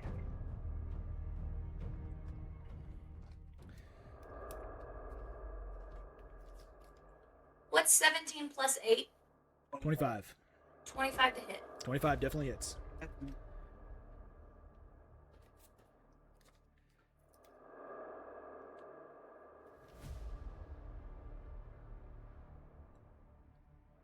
What you got for damage? Okay. I'm counting. 5d6. Okay, 6, 4, 5, 4, 6. 25 damage. 25 regain damage. Nice. Well over 13. Okay, so as you grab this ice method and you just suck the life force out of it by sticking your claws into its shoulder blades, you can see just what little life force this thing has is immediately sapped away through your vampiric touch. You gain 5 hit points. That's all I had. Bye. That's all Me I had. next. Yeah. As it just kind of crumples into ash in your hands. That's what you get, bitch. All right. Do you want to do anything else? Dibs. No. Okay, that brings us to Pork Chop. As you watch this ice method just get turned to essentially ash and water right in front of you from Maze's vampiric touch, you are slightly terrified and slightly aroused. What would you like to do? Very aroused. Anyway, I sprint at the last Muppet. Okay, so you sprint and you're right up on it. Yeah, I have to run away because I can't show Maze. I get He's got the micro. rude. I get sneak attack, right? Because I have advantage on that. You do, because it is currently being harried by an ally, technically. Hell yeah! So I you attack. do get sneak attack. 16, 7, 23 to hit. 23 hits. So 1d4 plus 3. So 6 damage plus 66. 28. So 34 damage on the Nice. main hand. Okay, so as you run, you actually leap and pull both your daggers out and just come down almost on its side, and you, at the very last moment, you turn and you just slice right into the back of where its wings are attached, and you actually slice through the wings, and it falls down kind of just like limping around, and you walk over to it all nonchalantly, and you just stab it right in the head, and it just melts and turns into water and ice. Do the wings stay? The, 'Cause no, they were detached? they Damn. turn into immediate water and ice after they die. You would have loved if you said yes. I had an idea. So, with that being said, as you guys look around and wait, there doesn't seem to be any other mephits at the moment.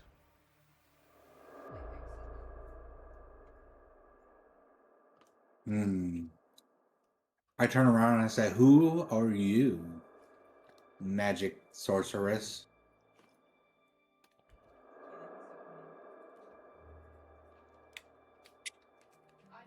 I say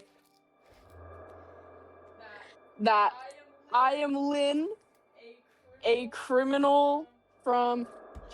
What city am I from? Baldur's Gate. Boulder's Gate. Hush, shush, shush, shush, shush. And I kind of like walk over and I say, "We don't say we're criminals." And then I say, well, that just makes me extra dangerous. That just makes me extra dope. That's why I'm different. So this one doesn't work in the shadows. All right. What? Yeah.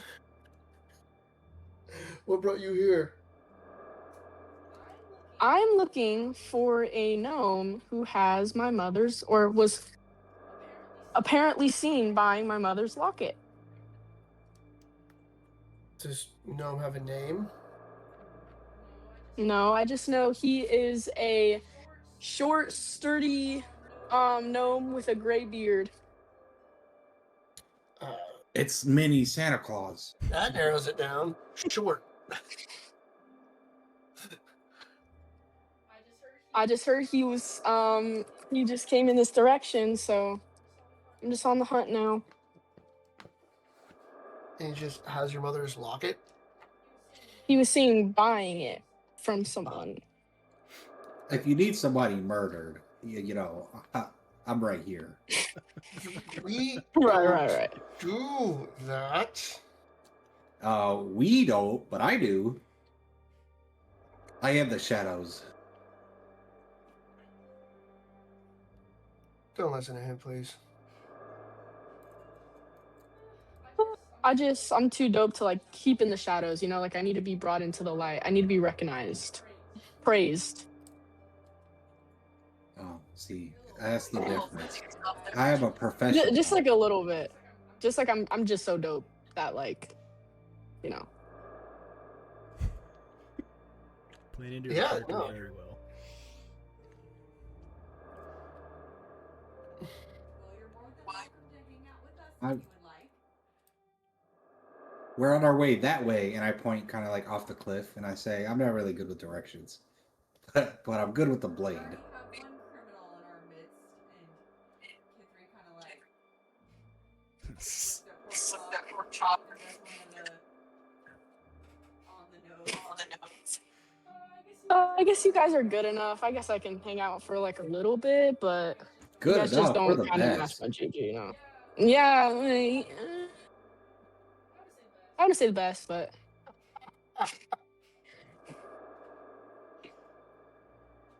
There's only room in this group for one criminal.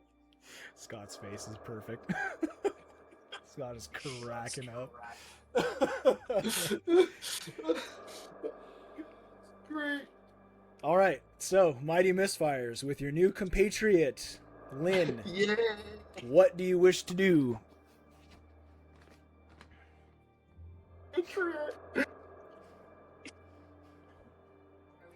Okay, I'm sorry.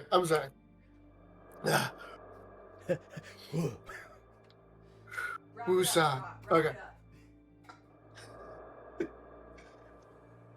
Well, you came all this way looking for that gnome. Were you following a trail, a lead? Do you have some kind of way to home in on your mother's locket? It's just a lead I found out by illegal reasons that shall not be mentioned. Look, kid, we're not the cops. We're not the watch. We don't care. We're I'm up just here looking saying, for just someone like too. If anything, Link is the closest thing to the law because he doesn't let me do some things all the time. is that a that's what she said joke? No, he No, he's tries just kind to of a steal butthole. shit in places where we're trying to like make a good name for ourselves. I If see. you're gonna steal shit, do it from people we're not trying to ingratiate ourselves to. Jackass. He might have a little bit of truth in his speaking. A little bit of reason. Yeah, I don't care if he steals, just don't steal from people we're trying to do business with. Okay. Oh yeah, y'all should keep a close eye on your belongings. By the way, I would watch out. I love this. I'm just gonna start moving shit into the back. Oh, I love this. just some like habits is all. Yeah. Is there any way I Anything can even cast slightly. alarm onto me and my stuff? There is, I think there is a spell actually called Alarm. No, I know, I have it. Yeah. Before he does that, I pickpocket his pistol. Motherfucker, you put a hand on my gun, I'm stabbing the shit out of you. Unfortunately dagger. for you, Pork Chop, Link actually keeps his in a specialized holster. Jackass. For that very reason. So, Mighty Misfires. That's true. Back to the formation that you guys wish to do. If you want to change it up or do anything else, we can. But if not, then those who rolled last time may roll for navigation and perception, and we will continue forward. Canted. God damn it, dude. Like, I love this dice, but I can never roll. Okay, 3, your mic is on still.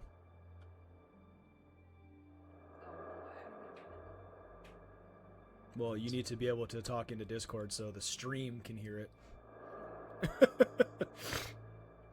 it. 15 on perception. What'd you get, Link? 15? C. 15. Maze, what'd you get for nav? For survival, sorry.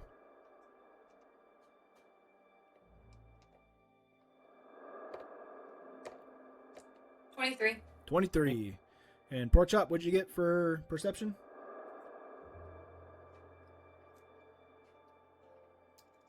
I got a 23. 23. All I right. did survive. Nice. Nice. I rolled a 13. Okay, so as you progress forward once again, following this game trail, hopefully going in the right direction toward what you know as the ruins of the Cloud Giant Castle. As you move forward, slightly away from the combat area, roughly maybe 20 minutes later, through a little bit of treacherous terrain, but not the worst, you do realize and notice that the weather is still, in fact, getting colder, especially with the sun beginning to set. The sun has already hit its zenith during combat, and now it is going down slowly over the horizon. It looks to be an early evening due to the nature of where you are located on the mountain, and because it's D&D and magic and all kinds of other weird, crazy stuff that's been happening. Outside of the sporadic weather patterns and the ice-cold rain and snow that continues to fall, you guys come to an abrupt stop at a cliffside. And it looks as though at one point there was a bridge between the gap in the trail. And that gap is roughly about 20 feet long. But it seems as though the trail continues on the other side of this gap and follows the cliffside around.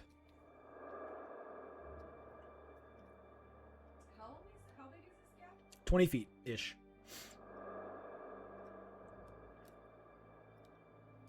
I can put Maze's hand down and we can all jump over it. Okay. That sound good? Yeah, I'm good with it. I want to check my stuff to make sure that Lynn has not pilfered anything. Okay, roll a perception check.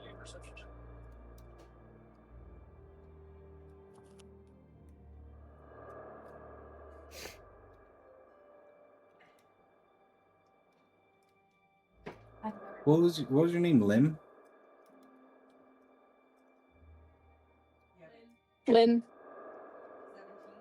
17. Okay. Lynn? Lynn, have you tried to pilfer anything Lim. from Kithri? Yes. Okay, roll me a sleight of hand check. So roll your d20, and then in your skills, there's the one that says sleight of hand. And then add that. So the d20, roll that one, and then add whatever the sleight of hand number is. And then tell me that number. Okay, sleight of hand +1 already.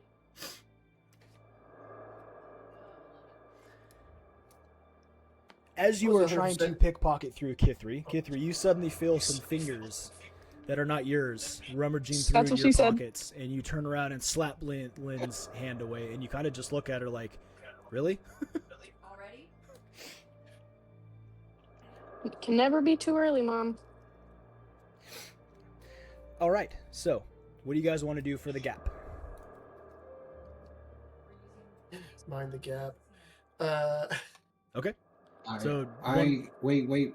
Before we do anything, I kind of like walk over to Lynn and I'm like whispering. I'm like, hey, if you're gonna be part of this group, we've all done it, and I like hand over my last vial of glint.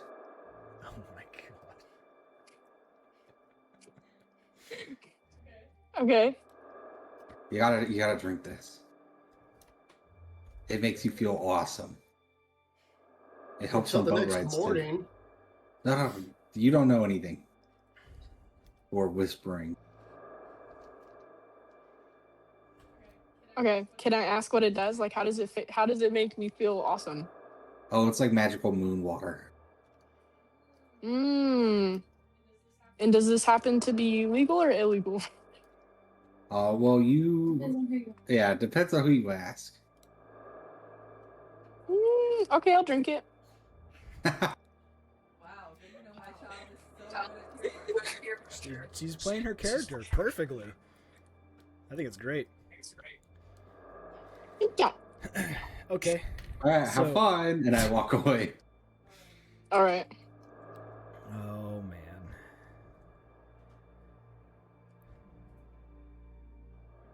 Okay. I go to Maze, and I'm like, watch this. It's gonna set it in a few minutes. Hold on, I gotta find Is that making you scared? the sheet for it.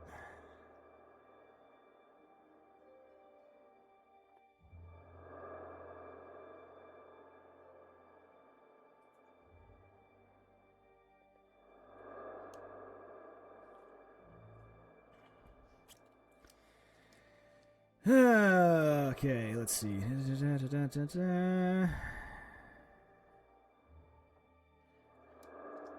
Okay, so as you knock this liquid back, Lynn, it really doesn't taste actually too awful, but it doesn't taste great either. It's kind of like mediocre at best, and nothing really happens in the very beginning. You kind of just like, I guess that was kind of just, bullshit. And then all of a sudden it hits you. You notice that the colors and hues take on a slight yellow and pinkish hue, and everything becomes more vivid. And it feels like you're floating, essentially. Now I need you to make a Constitution save. Good luck. You want to show her how to do a save, babe? since it's a little different.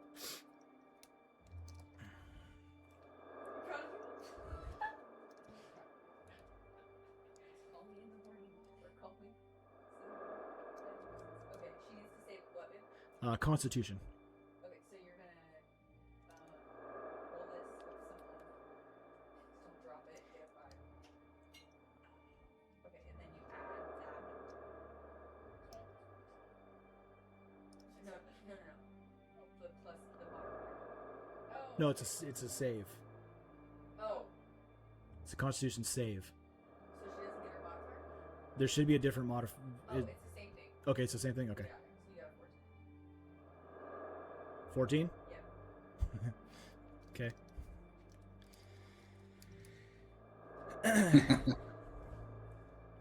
Okay, we'll just hold on to that for a minute. So, Mighty Misfires, using Maze's hand, you one by one, you have it just ferry you over this 20-foot gap, relatively, actually, very easily. And now you guys find yourself on the other side of this gap and continue on down the way, following this trail to you follow this trail and it goes around another cliffside. And for the next hour and a half, you guys are just making good time through the wilderness as the temperature still continues to drop. Even those with cold resistance and cold immunity, you can still feel the temperature. You're just not affected by it. Those with cold weather gear, you are thanking all the gods right now that you have cold weather gear, because you would be hurting without it. And as the sun begins to set over the horizon and the sky turns to twilight, and on cue, what I'm going to do... Yep. Turns to twilight.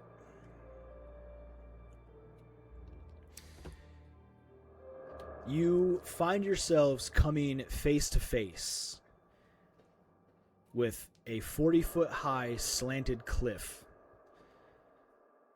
where the trail ends. And you do, in fact, see the same thing you found last time on the last cliff. A few pitons. And directly underneath the pitons is what looks to be an old backpack. Go up and check it. Okay. Are you going to just roll up and investigate it? Cautiously. Cautiously. Okay, perfect. But yeah, I mean, not go directly up to it, kind of walk around, look up, see if anything might be falling from above. Isolate it? Is it just a backpack? Is there a body or the tracks? Like Isolate instead of just straight up hand jam it? Yeah, I'm not going to go up and just pick it. Fair enough. Go ahead and roll me an investigation check. I was like, how are you going to recon it? With my foot? Yeah. Investigation. 14. 14, okay. Upon looking around just a little bit, you do notice that these pitons specifically look, they don't look very weathered. They actually look like they were recently installed, in fact.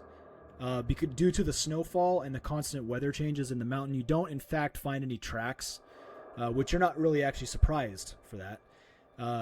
You do see that this backpack may have been sitting here for a little while due to the dusting that is on it, but it doesn't look like it's been here all that long. It does, in fact, look relatively newer. And as you begin to rummage around it, before you go headlong into it, you do spot a small symbol on one of these straps. And it is a symbol you immediately recognize. It is the symbol of the Goldweavers Guild.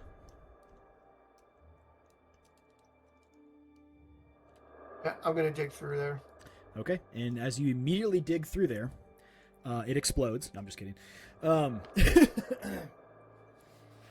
As you begin to dig through there, you do find, in fact, a set of survey equipment. Okay. Nothing as far as who this might belong to? There's no other indication of who this belongs to. You just know the backpack is from your guild, and there is a set of survey equipment inside of it. The backpack itself does not look really worn down or damaged. One of the straps is broken upon further investigation, but outside of that, it doesn't look too worse for wear.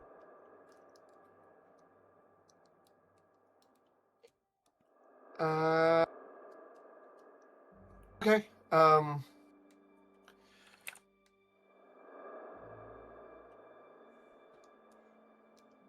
Well, I mean, and then the route goes up, right?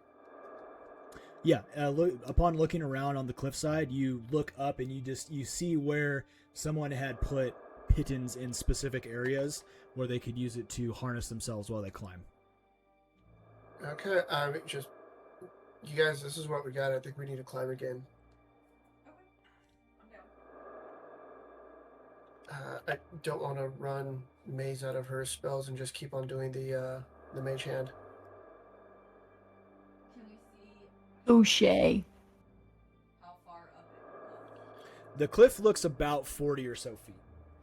It's not incredibly high, but just kind of looking back at it, you do see that where it breaks off, where it tops out at about 40 feet, it looks like it goes into a big alcove of some kind.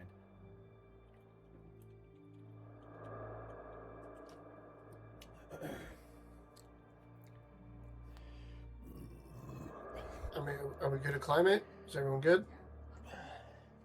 Yeah. Hey, before we climb, Kithri, Yeah. can you heal me a little bit? Yeah, can I, I'm actually gonna do mass. What are you gonna do? I'm gonna do Group hug. mass cure wounds. Okay.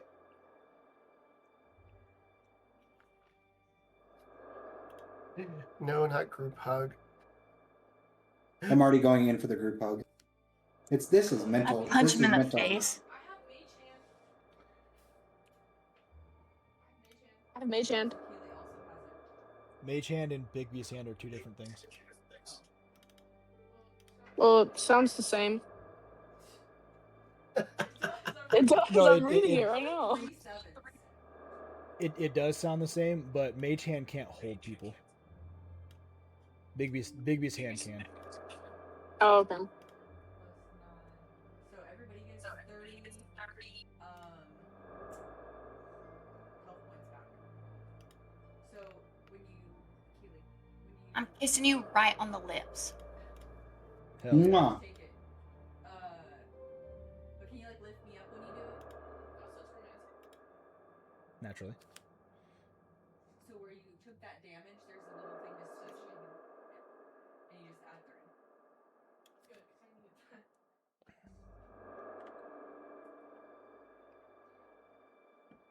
And that's for everybody.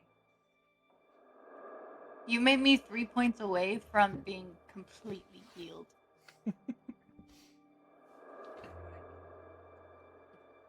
Thank you. Back to full health, baby. To the shadows I come. I'm gonna look around the hillside and see if there's any kind of flowers. That way I can give one to Kithri.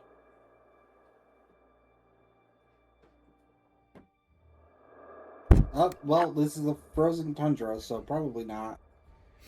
I'm gonna look for a frozen rose. A frozen Ice rose? Yeah, an ice rose. That way I can give it to Kithri for healing me. Okay. Go ahead and roll me a. Excuse me. Roll me an investigation check. Well, I don't think they'll believe. She got a nat 20. A nat I'll 20? just. I will Okay, but say, I don't- just because you got a nat 20, you do find one. But she pricks her thumb and her blood gets sucked into the rose, and now it's a Daedric prince. Just because you rolled a nat 20, that is the only reason you found one. That's literally what it would have taken. It's basically a miracle. So, Yeah. Kithri, Or you were sweet. presented with a frozen rose from Maze after your healing. My little You hat love it. get, Every rose has its thorn. say thank you. All right. I love it. So, Mighty Misfires. Climbing? What are you doing? Climbing. All right. So, who's going first? Because whoever's going first is attaching the ropes. I say hate to Link say it, again. but Link, you can flute- climb. Or not flute. Yeah. Pork chop, aren't you the best climber? No. I'm the best flipper, and I do a backflip. Okay. Go ahead and roll acrobatics real quick for your backflip. 24. You do a Is that backflip. plus 11 acrobatics? Okay, then yeah, you got me on that one. You do in fact a backflip. I have plus 0 athletics.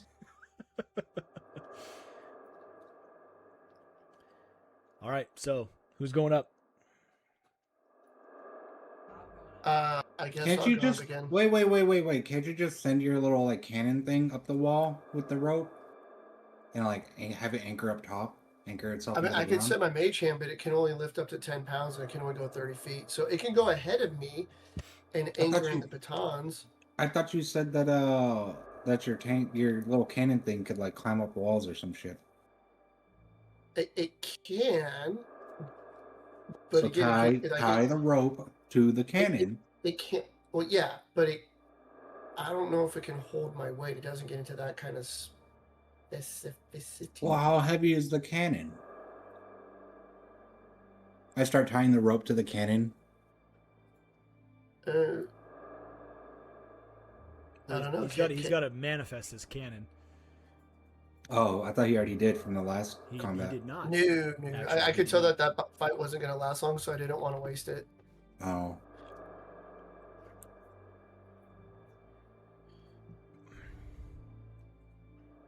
Can like how sturdy is the cannon? Can I put the rope on it and have it lead? How big is your cannon now with your level? About average. So the size doesn't change. Okay, so how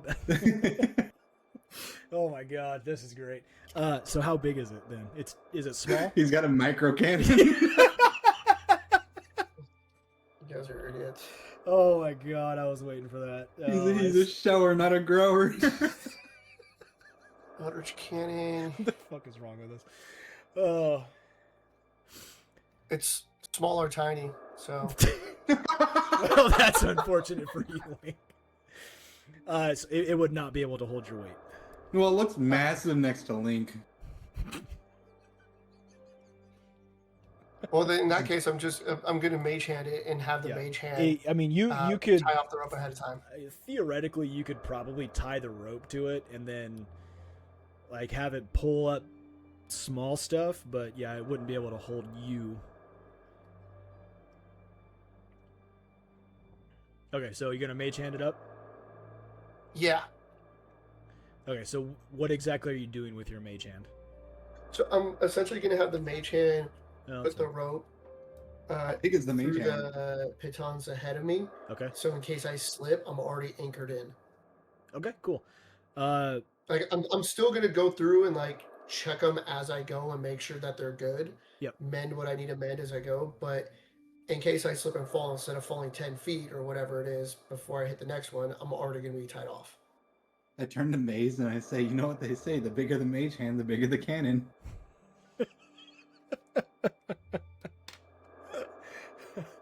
Okay, cool.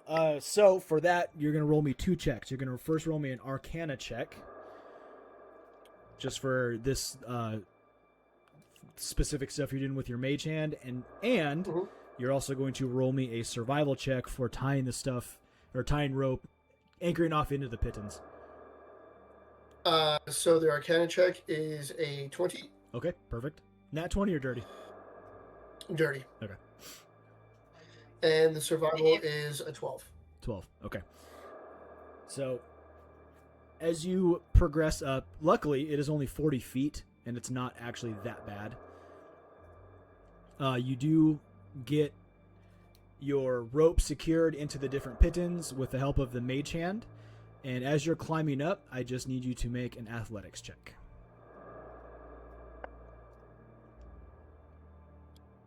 Since I'm oh so athletic. 11. So after you get up to the top, you realize that took a lot more out of you than you were realizing. You actually suffer 1 point of exhaustion. Oh shit. Yeah, this climb is not easy. So, with that being said, who is next? I'm going. I'll go next. Okay, Kithri, you said it first. So, with the rope... Let's see.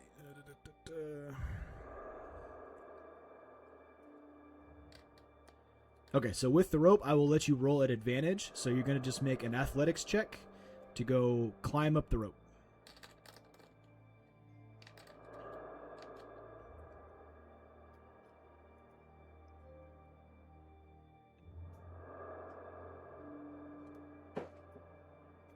I would really like to roll something in the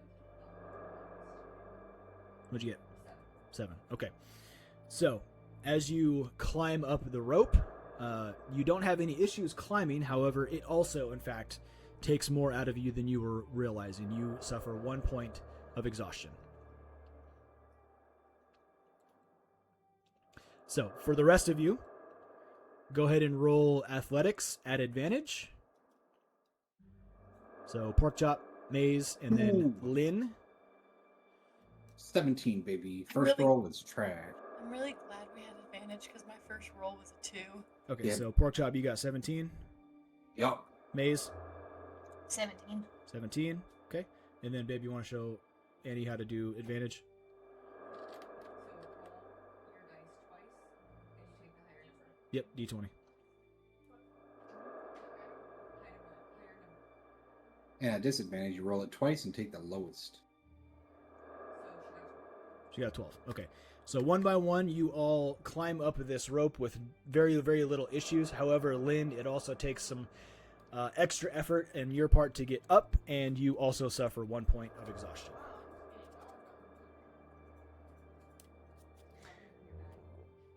So, for exhaustion, for all of you, I gotta find where it is. Different points of exhaustion. There it is. Of course, it's like right where my fucking tablet is. So, first point of exhaustion, you have disadvantage on ability checks. So just keep that in, bear that in mind. But as you all crest this 40-foot cliff, some taking a little bit longer than others, but you guys make it to this area. And what you see before you looks like a naturally formed cleft in the mountain. And you realize looking around that you are almost at the peak of the Cloud Peaks, in fact. And sheltered by this high cleft and the high walls stand the ruins of the Cloud Giant Keep in front of you, sitting frozen. What was once a truly impressive structure, 6 or more floors in height, looks to be now just frozen rubble. At first glance, it only looks as though the first floor and maybe part of the second floor are still traversable, whereas the remaining stories look like they have collapsed and scattered rubble all over the place, suggesting it looks like this happened through some type of catastrophic event, not natural. Biggest thing that sticks out to you guys is that this was sized for not humans. This was sized for giants. And everything about this keep says exactly that. The walls and doorways are above, or 25 feet high, and the doors right in front are made of this thick, bleached wood that is slowly beginning to rot. And outside, or on this archway of the door, is what also really catches your eye, and it is actually, in fact, the face of a giant. And it looks similarly like that. That's really cool. For those that want to actually see, this is a 3D printed giant head. with a door. Whoa. Damn. I want a 3D printer. I want to make so many cool things. So that's what it looks like right there, just like that. I want that on my bookshelf. So that is what stands before you. As you can see, you are in a very, very vast courtyard. So, the front yard in the natural cleft in the rock. And descending into this cleft, you come to the icy courtyard. Hardy blue shrubs rise from the frozen ground. And then lodged at the far end of the cleft is this giant-sized keep.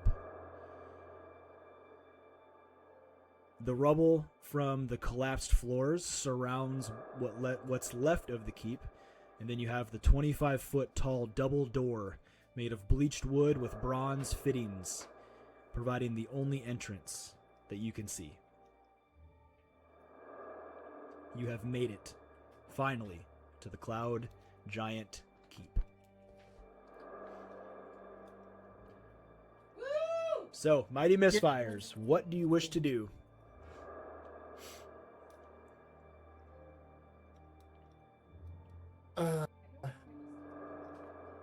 What time of day is it? It is evening time at this point. You can see the sun has set, and you can see the stars beginning to take over the sky in the twilight. Well, do we want to set up camp out here, or do we want to go into where there's potential cover? Potential cover. I guess we will approach and enter, or attempt to Okay. enter. You approach and attempt to enter. Don't worry, I got this. I want to scout for traps. Okay, so the door is in fact shut. So, Porkchop, if you would like to check for traps, go ahead and roll an investigation check for me. I got a 15. I rolled a 4, but it goes to 10. 15, all right. Give me 1 second while I do this.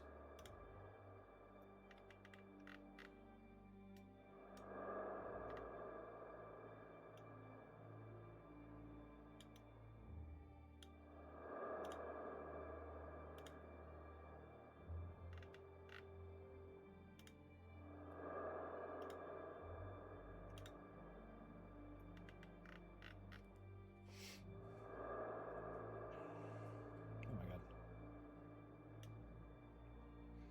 Okay, so you get up to the door and you give it a nice little once over, and being that the door is in fact 25 feet tall,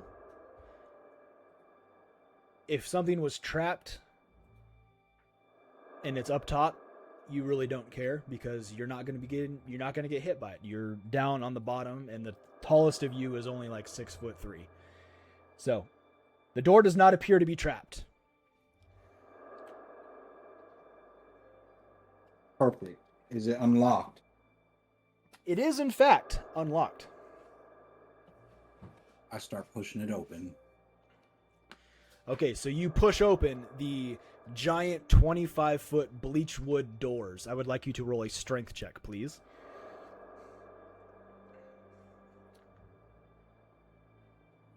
Uh, 16 with no 0 or plus 0. 16. All right. Well, you managed to get the doors open just enough to get you guys inside. And what you see before you is a worn carpet leading the way from the entrance into staircases that look to go up and down. 2 doors to the west lead to other rooms.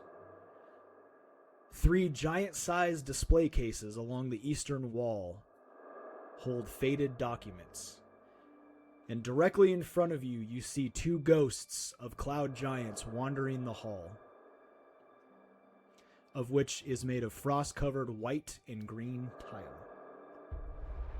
I'm sorry, did you say the ghost of giants? Correct. They are ghosts of giants.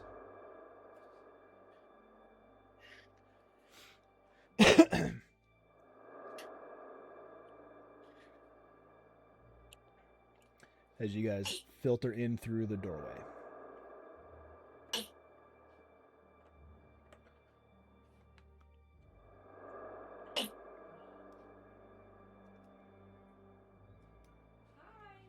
Ghost. What can you do about Ghost? Do what? So, you wave at the ghosts. Nothing seems to happen.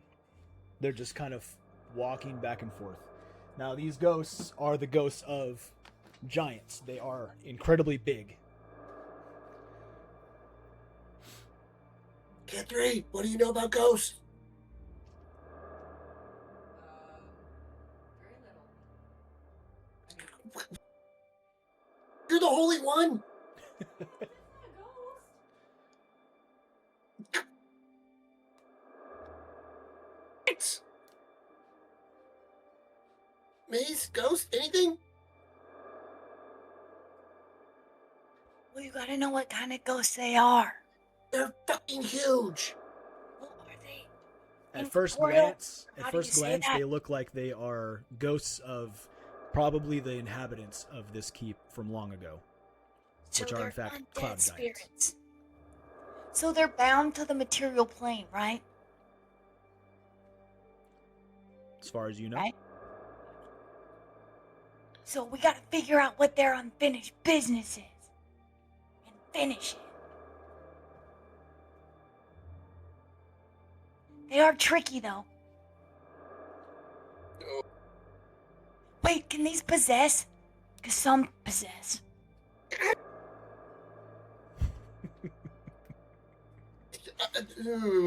I know that they don't do, they're like... They have, like, resistance to non-magical weapons, I think. Yeah. Well, everyone look through your inventory. Make sure you've got something that does some kind of fucking magic damage.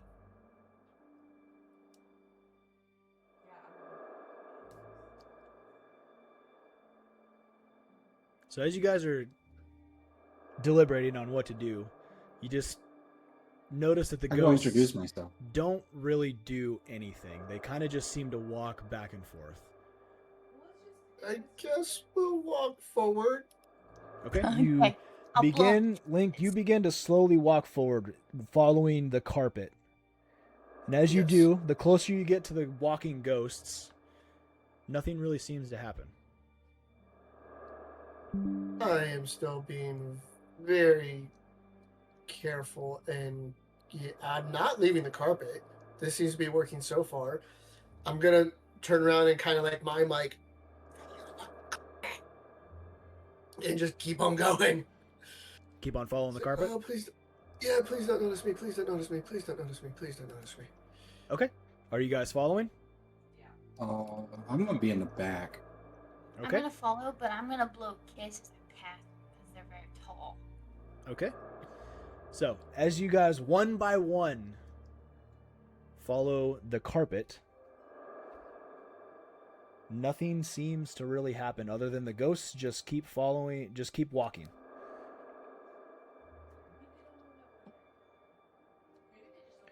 What happens if I So as you follow, I'll keep you poke guys my on foot the, off the carpet? I'll keep you guys on the carpet just like that. You guys follow the carpet. And from there, you spot... Oops, wrong one.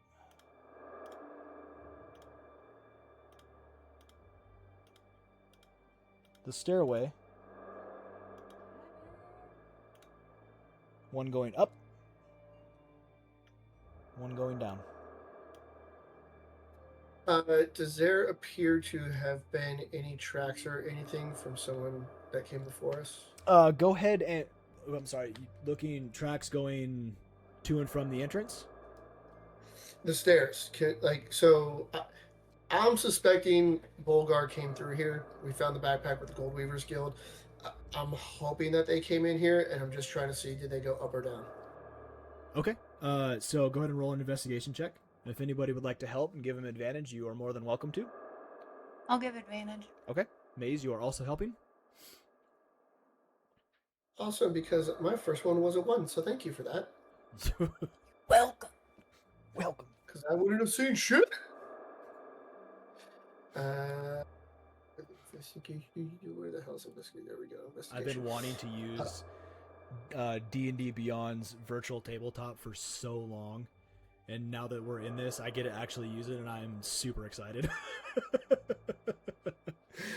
18. 18. Okay.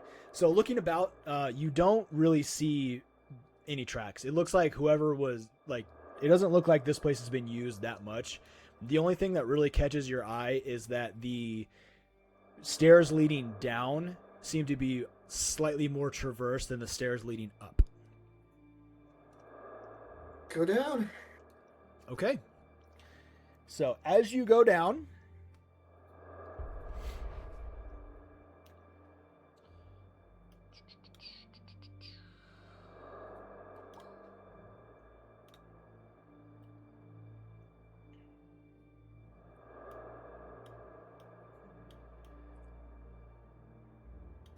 Link leading the party. And Pork chop in the then Maze rear. right behind. Pork chop in tow. And then Kithri and Lynn bringing up the rear. In the rear with the gear, as they say. Yeah, well,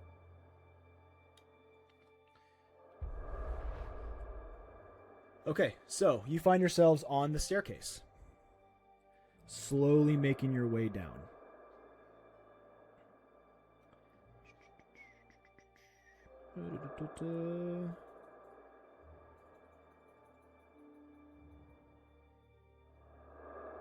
So as you make your way down the stairway, Link and Kithri. Actually, you know what? All of you spellcasters begin to feel a sudden surge in magical energy. And out of nowhere, you see different swirls begin to apparate. And then there's small little and out of nowhere you see 6 ice mephits that appear. Right.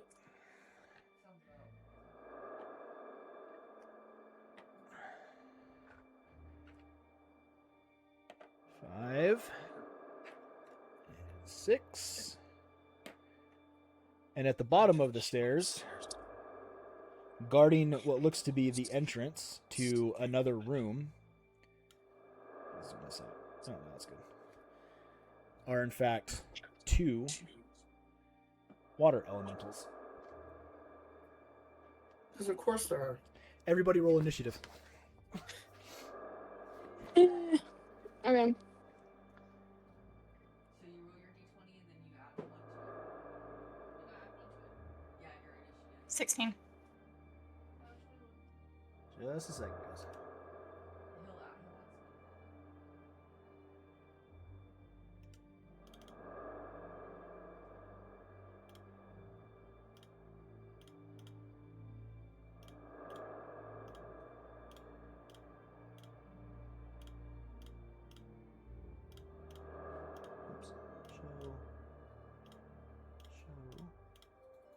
Show, and show. Okay, so now I actually had it marked. You can actually see it. So I was actually pretty close on getting the minis where they were, where I had them marked, but that's fine. Okay, so let me roll initiative for these bad boys real fast. I mean, it could be worse. You could be fighting cloud giant ghosts. All right, so mephits. Whoopsie. Okay.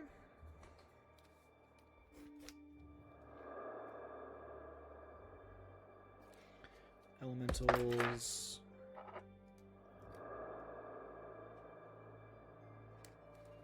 Okay.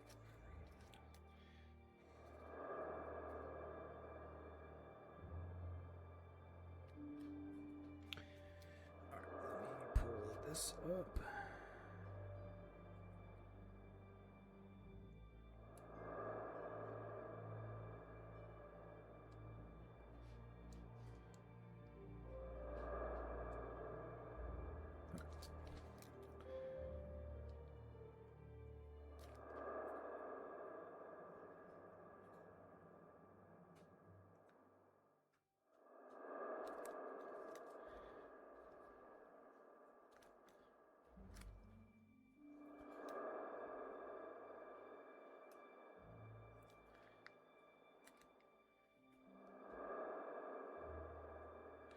Alrighty.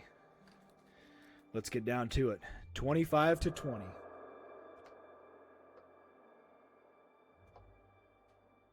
Damn. Damn. So did you get any of those? 25 to 20. So that's what you told me. Lynn got 21. Okay, at least somebody got high. 20 to 15. Mhm. Damn, nobody? 17. Oh, I didn't hear you. May is 17. Okay. 10 to 15.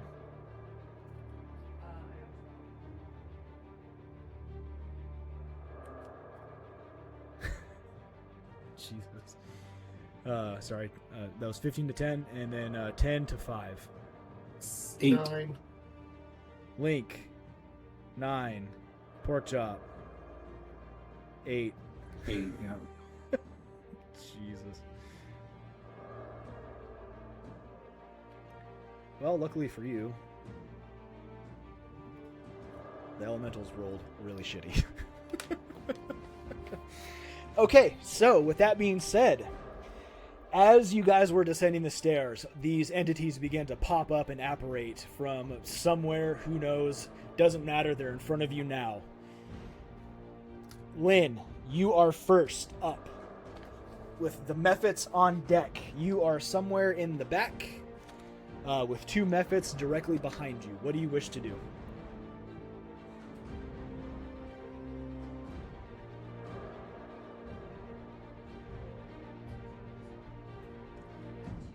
behind you. What do you want to do? You're First up for combat. Oh, okay. That's not a great order. That seems very unfair. Okay. Welcome to D&D. Welcome to D&D. I'm totally not prepared for this. Okay. I'm gonna create a bonfire under them. Which one? What do you mean, which one? Oh, So there's 6 ice Mephits that you can see, and then there's 2 Oh water my elementals. God, in... there's 6. Yeah. Can I see the map? Hold on, let me get up. Actually, it's on the thing, right? Yeah, Okay, it is. let You me can look. you can see it on Discord, but if you want to get up and just come look, you can, because that is the benefit of being here. Okay, the one behind me. Okay, left or right? Well, you just wait till we get Left. married. Okay, so you're gonna create a bonfire under that one. Yes. Okay. So immediately, which, fun fact, bonfire is my favorite cantrip. I'm well aware.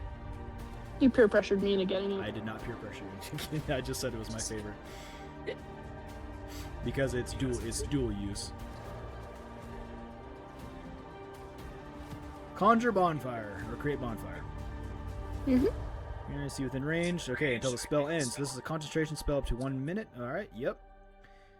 Fills a 5-foot cube. Any creature in the bonfire space when you cast a spell must succeed on, there we go, on a dex save. And then for these bad boys, not very good.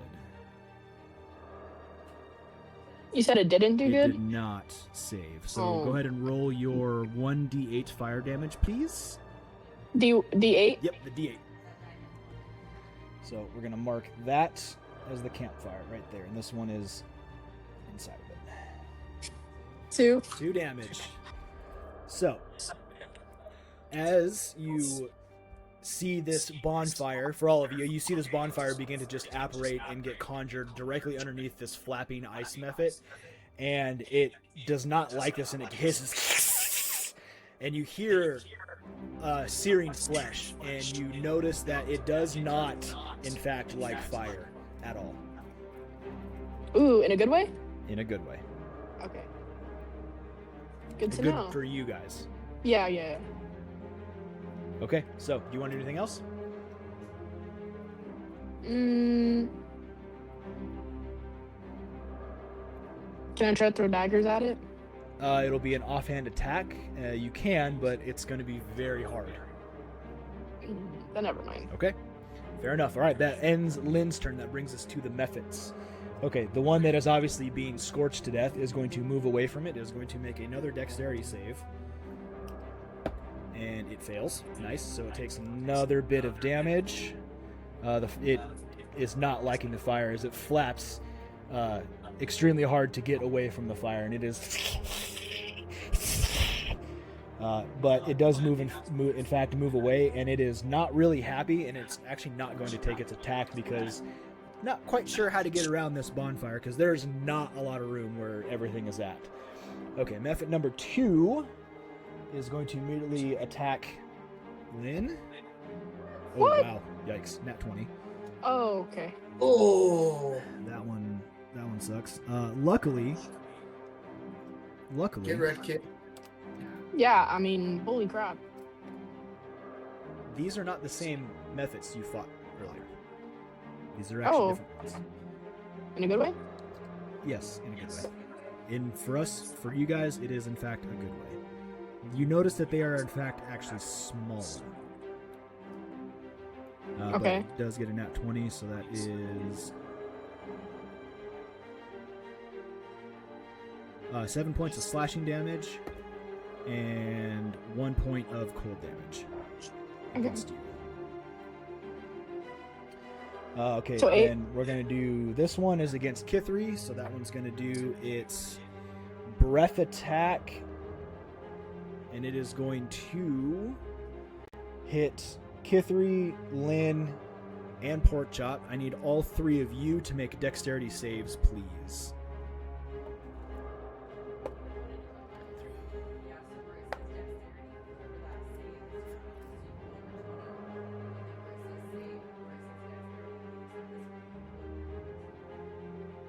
Oh, plus 7 is 19. Okay, so Porkchop, you got a 19? I did. Okay.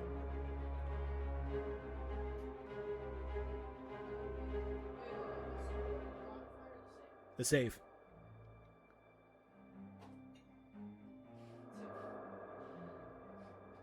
Dex. You rolled a 2? No, I rolled a 1 and then plus 1. Rolled a nat 1. Okay. Okay, so if you roll a nat 1, just tell me you rolled a 1. Because nat 1 is it's an auto fail. And then Kithri? 14. Okay, so Kithri, you take 1 point of cold damage. Porkchop, you take 1 point of cold damage. Lynn, you take 3 points of cold damage. Big rolls, big rolls. You all have a resistance to cold. This isn't a very dope opening scene for me. I'm gonna say that right now. This is very much me getting I swear I'm better absolutely at wrecked. this. Yeah, wait. Let me just give me some time. Just give me some time. Okay, so then Mephit number 4 is going to do the exact same thing. I need Kithri, Porkchop, and Maze to make their dex saves, please. 15. 12, 15, 16. 16. Okay, you all take 2 points of cold damage. I don't. I'm And- immune. Oh, yeah, that's right. Maze, you are immune. You take 0 points of cold damage. And now, That's right. to speed things up, go ahead and make. I need Maze and Link to both make 2 dexterity saves. We're gonna kind of speed this up, yeah, because there's 2 methods. 17. There's 6 methods. And you said Maze, this is a deck 17, save? but it's reduced to 0. Link, what'd you get? You said these are deck saves? Yeah, they're dex saves. 18 and 22. 18 to 22. Okay, Link, you take 2 points of cold damage. Maze, you take 0. Cool. That ends the Mephit's turns. I'm gonna try to make that a little bit faster because there's 6 of them. Yeah, no Okay, worries. so that brings us to Maze with Kithri on deck. Okay. I know it's very, very hard to see. I'm going to point out where you're at. You are right here. Okay, and which one's the closest one to me? Take your pick. You have All right. one here, one here, one here. There's 3. You got 2 to your left and 1 to your right. All right. Well, I'm gonna do chromatic orb fire. Okay, chromatic orb fire at which one? 4th level. Yeah, okay, 4th level. At which one do you want to hit?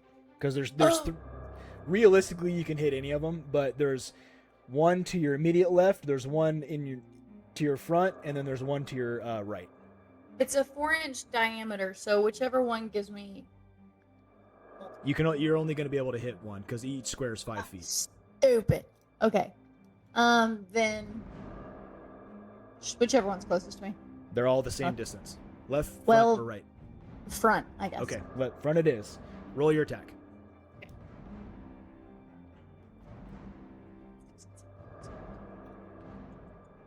23. 23 definitely hits. And then I'm gonna need you to because I have a 68. The 8. This one?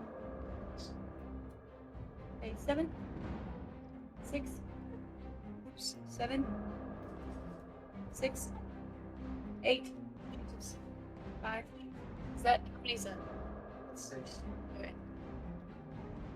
36 damage. 36 damage. Okay, so that's doubled because these things do not like fire. So that one is immediately melted. Immediately. Right in front of you. As you cast your chromatic orb and you just sink it into its chest, and you watch as the orb just slowly rotates as the mephit begins to melt, and it just melts through its body and it turns to a giant puddle of water on the ground. 1 down, 5 to go. However,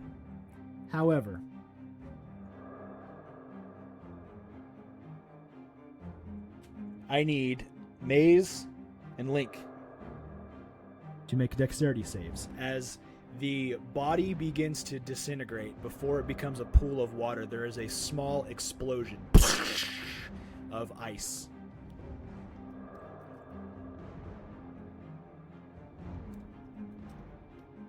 So Maze and Link, go ahead and make dex saves for me real quick. Maze and Link. Sorry, not Link. Link. Dirty 20. Dirty 20. You take 2 points of slashing damage.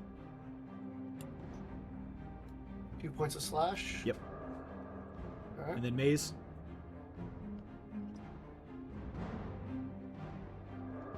18.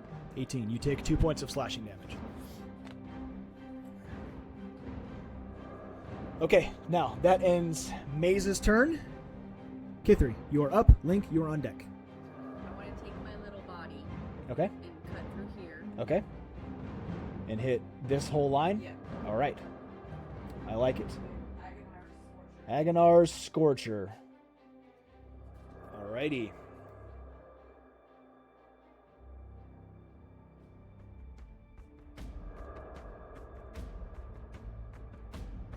At what level? 30 feet long. Nice. So that is going to be fine. Yeah, that's plenty of room. Very nice indeed. Saves. Holy shit. That's a lot. Alright, so that's Mephit 3 and 5. Natural 2, natural 4. And the water elemental. Water elemental 1. So I know it doesn't look like water elemental. Okay, hold on. That's not the right mini. This is the water elemental. Sorry, that's the actual water elemental mini. The other ones are actually ice, or not ice, they're air elementals. I had to print some extra ones, so just use your imagination. And natural 2, so they all fail.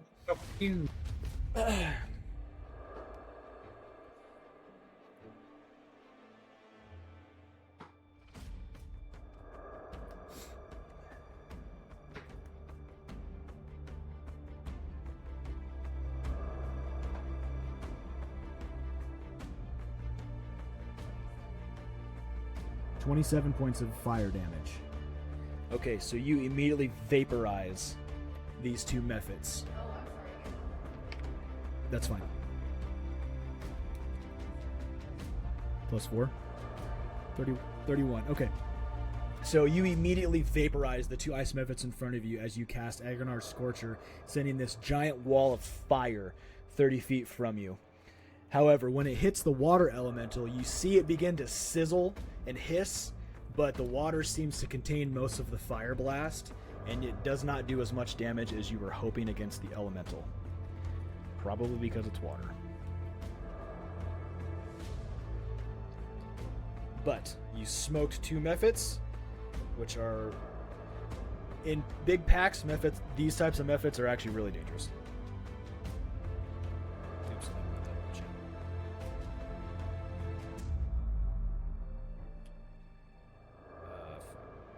math is hard.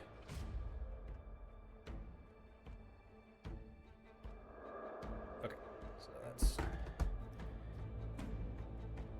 Oh my god, what did I just do? I'm retarded. Okay, Kither, do you want to do anything else?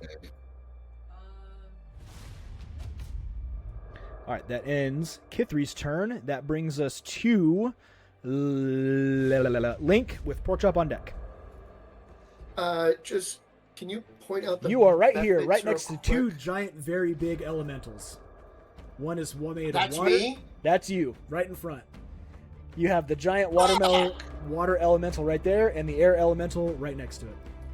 An ice ifrit.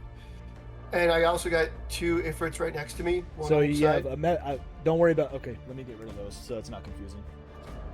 That one's. Let's see. This one is dead, and this one is. Okay. dead. Okay. Yeah. I can, And then we got ice ifrits up above us to the north, two, and then one to the west. Yes. yes, that is correct. I'm hiding the tokens on here so you guys don't get confused. Okay. So I'm Since I have the trusting names them. for it. Yeah, so you got a mephit here by the bonfire, Yep. a mephit here Yep. in front of Lynn, a mephit here Yep. that is on the left-hand side of Porkchop, and then you have the two elementals that are right here directly in front of you. Okay. Awesome. Out of the corner of your eye, though, you just watched Kithri vaporize two of them with a giant wall of fire, and you actually felt the heat a little bit against your beard. Luckily, it didn't singe, but it is hot because you are in close confines in a stairwell. Quick blast of flame. Okay. I am going to take my key, put it into my chest, and rotate. Okay.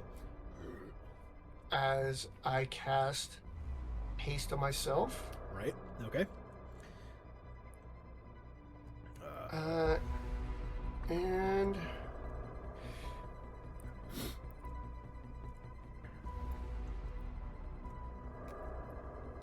Remember, Yeah. you have 1 point of exhaustion.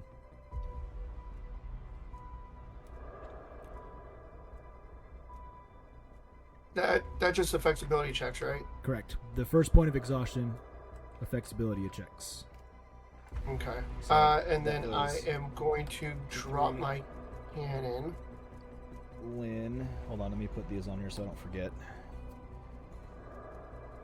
Kithri, Lynn, and you, there's your exhaustion tokens, just so I know. We don't forget, you're going to drop your little cannon. Left or right? As we're looking at it, to the left. So opposite of the Ifrit closest to us. Yep, right there. Right in front of the air elemental. Yeah, fuck it. I mean, I can put it wherever you want. So I want it on the other side and back a little bit. Other side. So it wasn't in melee. Sorry. Right there. How's that? Right And here? back, yeah. And so, yeah, and back so it's not in melee. Okay. Yep, it is 10 feet back from the water elemental. Sweet!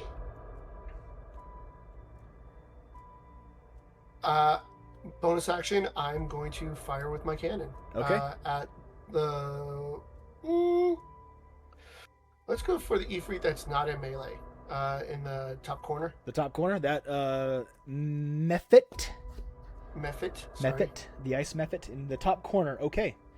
Let her rip, and it's going to go soaring over Kithri's head. Luckily, she is small, so it does not affect the attack because it is technically flying. That is going to be a 26 to hit. 26 definitely hits. Hold on, let me get the D8, D8, and D8. Oh shit! So 18 plus 23. 23. Okay, as you sink a arcane bolt from your cannon, right? Are you using the fire? No, I'm gonna use the force. The force, the arcane bolt? Okay. So it's Yeah. basically an arcane bolt. And that just sinks into its chest and it immediately detonates. I need Kithri to make a dexterity save at disadvantage, please. She has exhaustion. It's ability check. It's the force ballista. Yeah, the force bliss. Yeah, so these entities, they detonate when they die. Okay. It did push it 5 feet back Doesn't from matter. her. It's the range of the Sorry. detonation. The check's not super high. You made it, so you only take 2 points of slashing damage as a few small ice shards kind of cut your cheek. Gonna leave a dope scar. Okay, so that's in your turn, Link. Yeah, that's action, bonus action. Perfect. All right, Porkchop, you are up. You are directly behind Maze right here. You have a Mephit directly to your left. You watched Kithri vaporize too with a giant wall of fire, and then Link's little cannon appear out of nowhere as it shoots a arcane bolt through another one's chest. Do I get that advantage on the one next to me? You do not. You are the only one there. Is there one? Like, where's the other one? There's one right here next to you, and there's one back here. That But is I currently get advantage harrying on you. that one back there. Can you move to that one? Yes, you can. Okay, I'm gonna move there. Okay, so you move to I'll that take- one, and the Mephit that was next to you is going to take an opportunity attack against you. Let's see, so that's going to be a dirty 20 to hit That hit. for 4 points of slashing damage. And, wow, 4 points of cold damage, but because you have cold resistance, right? Yeah. Okay, so it's 2 points of cold damage. Cool. Right before I attack, I say I don't cast spells, but I bring the heat, baby. Okay, And I 25 to hit. what are you attacking with? Dagger. Okay, your dagger, so 25 definitely hits. Yeah. So I do 1 plus 3, 4 damage plus 66. 24. So 28 damage. 28 damage. Okay, as you sink your dagger into this thing's chest, you see the body begin to melt, and then you realize, oh shit, these things detonate when they die. As it detonates right in your face, I need you and Lynn to both make dexterity saves, please. Dex save 25. 18 25 plus 7. definitely makes it. So you take 2 points of slashing damage. Is it like, so I take none with uncanny dodge, right? That is correct. So you will take 0 with uncanny dodge, and then Lynn, you take 2 points of slashing damage. As Oh wait, not uncanny dodge, it's something else. that's detonated. Crap. It's because I had to fight for it. You've been seeing my rules? Evasion. It's evasion. Yeah, I knew what you were talking about. Okay. I do know the rogues evasion and uncanny dodge. You just have to declare it. Gotcha. But that's all good. So you take no damage off that, which is dope. And now, do you want to do anything else? Can I move back and make an offhand attack to the You other one that I left? You most definitely can. Okay. So move. You basically just turn around, run roughly about 5 feet, and then you can make your offhand attack. And I don't add the proficiency to the attack, right? Do you have dual weapon fighting? Yes. Then you do. Oh, okay. Then I got, what is it, 18 to hit 18 hits. and 7 damage. 7 damage? Yep. All right. As you sink the dagger into it, this time The dagger does do damage, but not as much as you wanted. It does just the normal amount.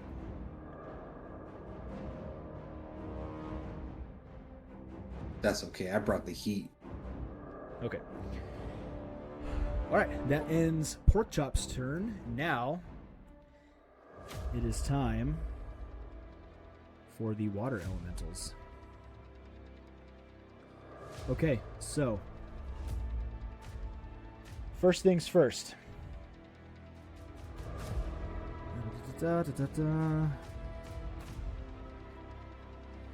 This water elemental is going to move immediately up to you, Link, to make sure it's within its melee range, and I need you to make a strength saving throw as it begins to wrap a bunch of water around you. Right, yeah, because I'm really known for fucking how strong I am. That still works! 19. 19. 19 does, in fact, prevent something very bad from me. Very, very bad from happening.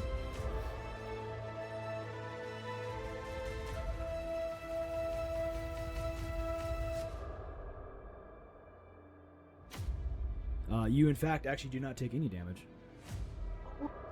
You have to actually fail that save to take damage. So that will end that one's turn immediately. This one is going to come up to you, and it is going to make 2 slam attacks as 2 basically giant fists apparate out of its swirling body. Sorry, these are 2 water elementals, not a water and air. These are 2 waters. As it does exactly what I just said, and it's going to make its 2 attacks. First one is 18 to hit, and the second one is a 24 to hit. Does not hit. What'd you say? Does not hit. Neither one of those hit? Neither of those hits. What is your AC? Right now, 25. It's just missed. Nice. Okay. I knew your AC. Well, so it would have hit. I used reaction and cast shield. Okay, so make sure you say that. Okay. Yeah. So Sorry. just let me know that you're using shield. Shield. Hey, I can't that attack hits. I cast shield. Okay, cool. Easy enough. So it hits shield. dope. Okay, so the shield only do 1? Is it for 1 attack? Let me double check real quick.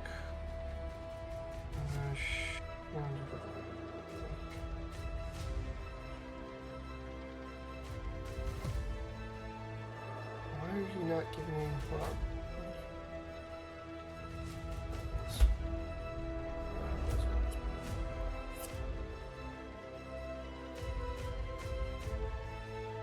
Until the start of your next turn, you have +5. Okay, cool. So yeah, And I take no damage from magic missile. dope. So neither of those attacks hit, as it basically just slams into your shield as you immediately throw it up out of just pure reaction and in the moment. Okay, so that ends the elementals' turn. Now that brings us back to the top of the order with Lynn.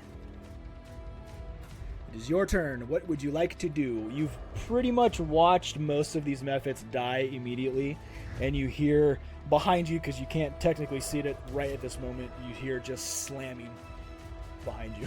It's not directly behind you, but you do hear it behind you. So, what do you wish to do? You are right here. So there's 1 method left right here, and then the 2 water elementals that are very, very large. Okay, I want to use.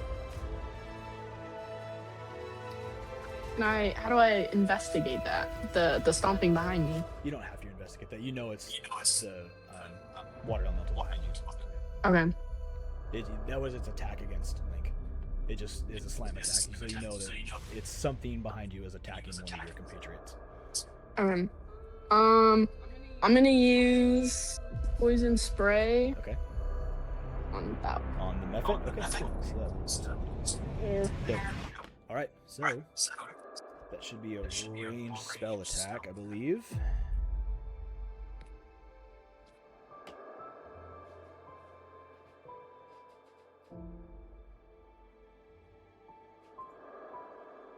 Okay, that's your cantrips. Okay, yeah. Choose 1 creature you see within range.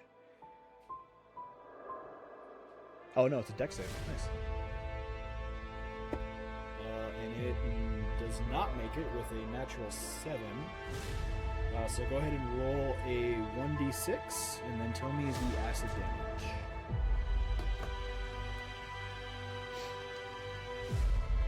The number.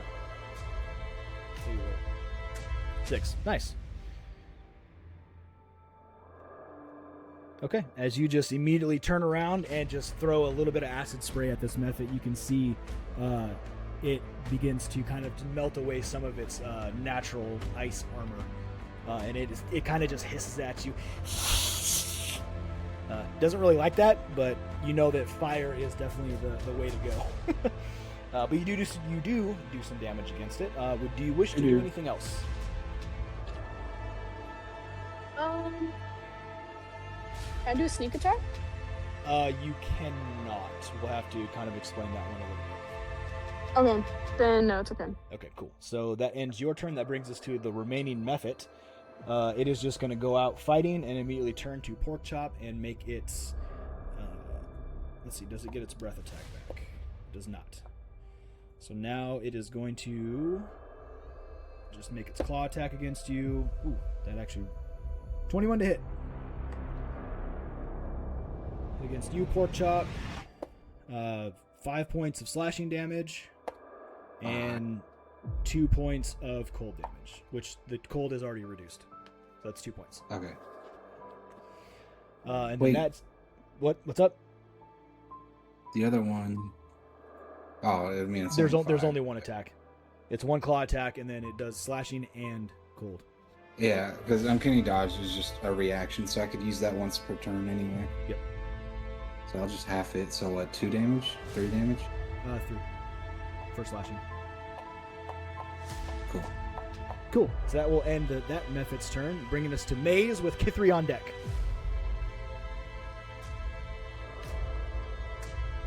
Maze. Sorry, I had to bring the microphone closer. Oh, it's all good, honey. So I am gonna do the Agnazar Scorcher again. Actually, no, scratch that. I'm gonna do Chromatic Orb of Fire. It's your favorite. What are you going to do it against? The last Mephit or one of the water elementals? The last method. Okay, cool. So that will turn you right that way, and then you go ahead and cast that Chromatic Orb. That's probably going to work. Sweet. We'll see. Got to roll the attack roll.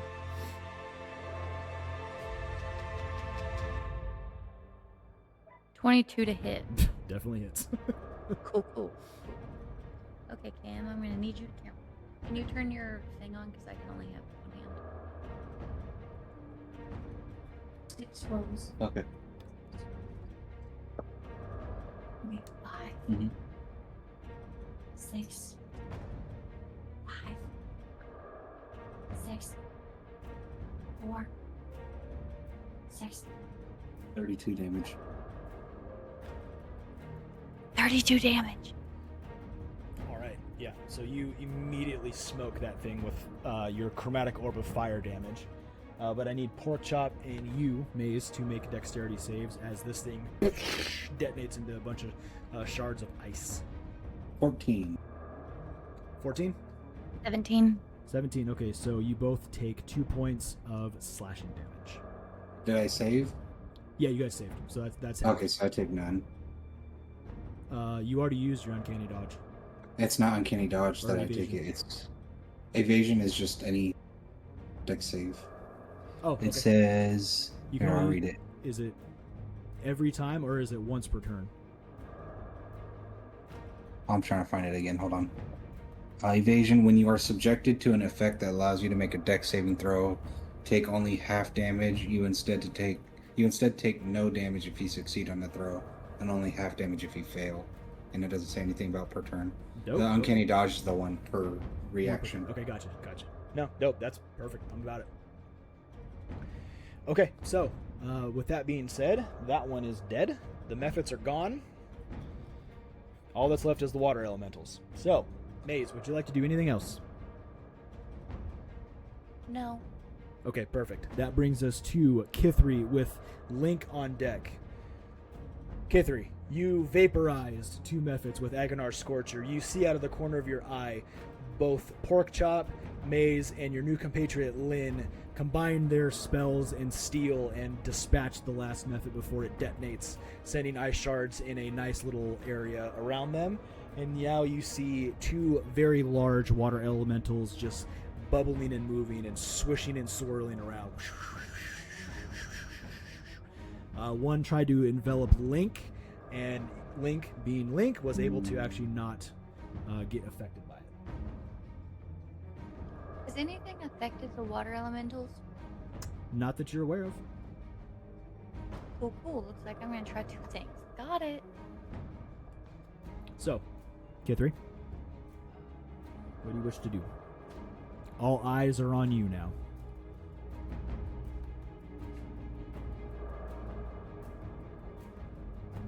I want to cast Gravity Sinkhole right here. Gravity's sinkhole. Okay. You got to read me that one. Let's see. This one is a 20-foot radius sphere of crushing force forms at a point you can see within range. Okay. And tugs the creature at the creatures there. Each creature in the sphere must make a Constitution saving throw on a failed save. Constitution saving throw. Okay. How big is the effect? 20 feet? Yeah. Okay, so that'll envelop. Okay, so 20 feet. You being you, you're trying to get just these and obviously Yeah. not affect Link. Okay. I want to cut it Yep. here. Yeah, no, I'm just putting it there so I understand where it's at. Perfect. Okay, so con saves for them. Alright, so methods are dead. Don't need that anymore. Okay, con save. What saves do these guys have? Okay, it's those. Alright, so this is going to be a 16 for the first one. And 18 for the second one.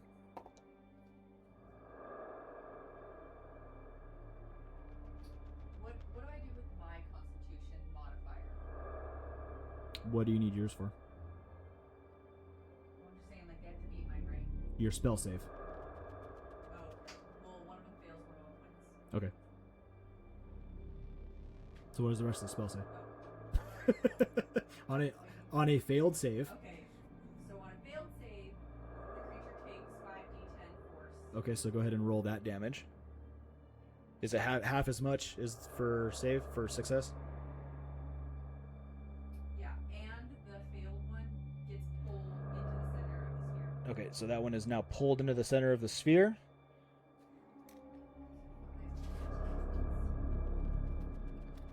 Okay, I will make this easier to see. Oops, no, that's not.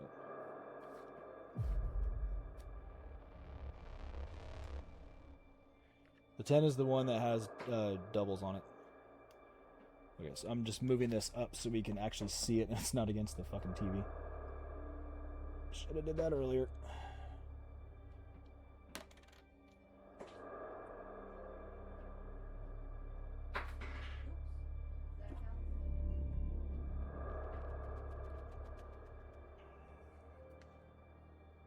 Ow! 36 36. for the failed, and 18 for the one that was successful.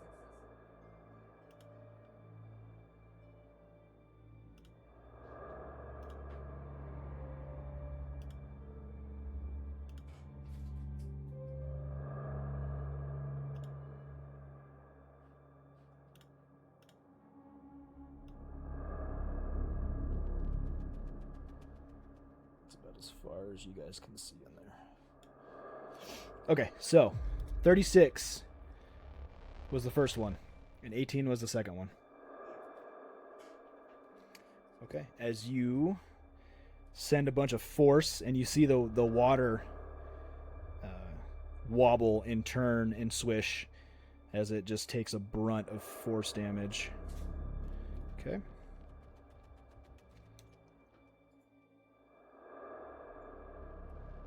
Okay. Perfect. Do you want to do anything else? Okay. So, like 5 feet. Okay, so that puts you right next to her little bonfire. You can feel the nice heat against your back. It's nice. Okay, that brings us to Link with Pork Chop on deck. Oh yeah. So, pork chop. Oh, I'm sorry, not pork chop. Link. Yes. You watch a random gravitational warp field, essentially, kind of apparate behind one of the elementals, and you see the one that was kind of trying to envelop you in its water-esque body get kind of pulled back toward the center of this little singularity. That singularity is singularity, water elemental. Is my cannon like in line with that? Your cannon is. Sweet. I'm gonna shoot that fucker with my cannon. Dope. Okay, let her rip, Tater Chip. That's meh. Sucks. Sorry. That is a 14 to hit. 14 just hits. Fuck yes. Just hits. That does a whopping, let's see, 4 plus 8, 12, 17 force damage and pushes it back 5 feet. Okay, you're shooting the one that's in the singularity? Or that's in the center? This one? Yeah, well, Or do you want is to he do in the this one? singularity or like, I want to push him towards the singularity. So maybe singularity is not the right word. It's gravity's sinkhole. So it's just in the center of this sinkhole. It's gravity just pulling it toward the center location. Damn, that would have been fucking cool. Yeah, to push it into a black hole, basically. Yeah, that would have been fucking sick. That would have been funny. Fuck it, Hey, yeah, that's we'll fine. just shoot him. So what damage did you get? Let's see, that's 8 plus 4, so that is 12 plus 17 force damage. Okay, 17 force damage. All right. And since I am hasted and have 2 actions, does that mean I have 2 bonus actions? Yes, it does. Fuck yeah, we're gonna shoot the other one. For a 15 to hit. 15 hits. And a little bit better. Oh, no, actually the same amount of damage. So that is 12, 17 force damage, and that one gets pushed back 5 feet.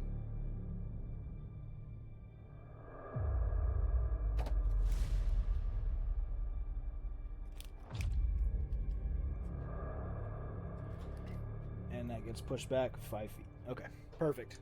So you guys are actually Awesome. both the water elementals are now off the stairwell into whatever bottom area this is. Sweet.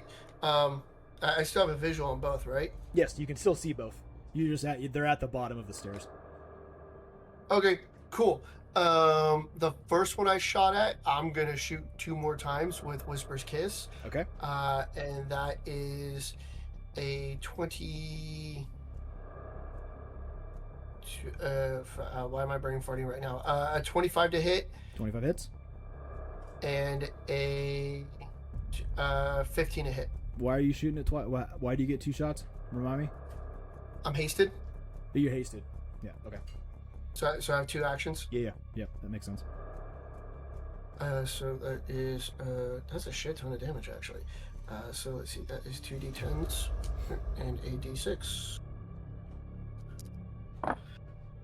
So on the first hit, that is only 8 damage.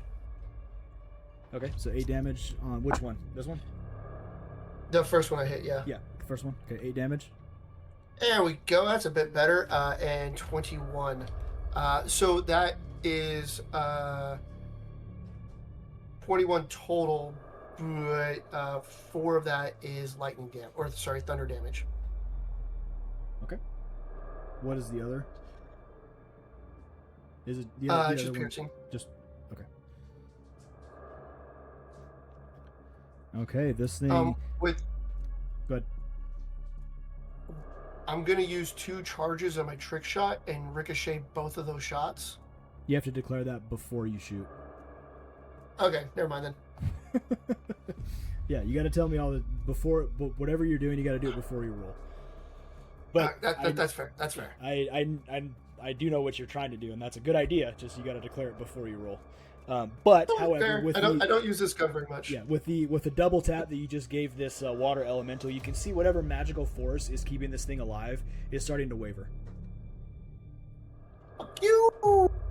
Okay, that will end Link's turn. Now that brings us to Porkchop. With the elementals on deck. Porkchop, what do you wish to do? You are And those are the big motherfuckers? right here. Yep, and then these two are both water elementals. They're And just different nobody's in colors, so melee I can range tell of them any apart. of them, right? Say what? Nobody else is in melee range of any of them? No one is in melee range of anything. You guys suck! This is not No, I'm just something you kidding. want to get in melee range of. Yeah, we're going up or downstairs? Going downstairs. I'm gonna go down the stairs a little bit more. Okay, how far down? Around the corner. See Like what that is. down this way? Oh, just kidding. Up. This I'm is going toward back the up. elementals is down. Yeah, no, up. I'm going back up. Okay, up. So that's around the corner. Yeah, and hiding. Okay, roll your stealth.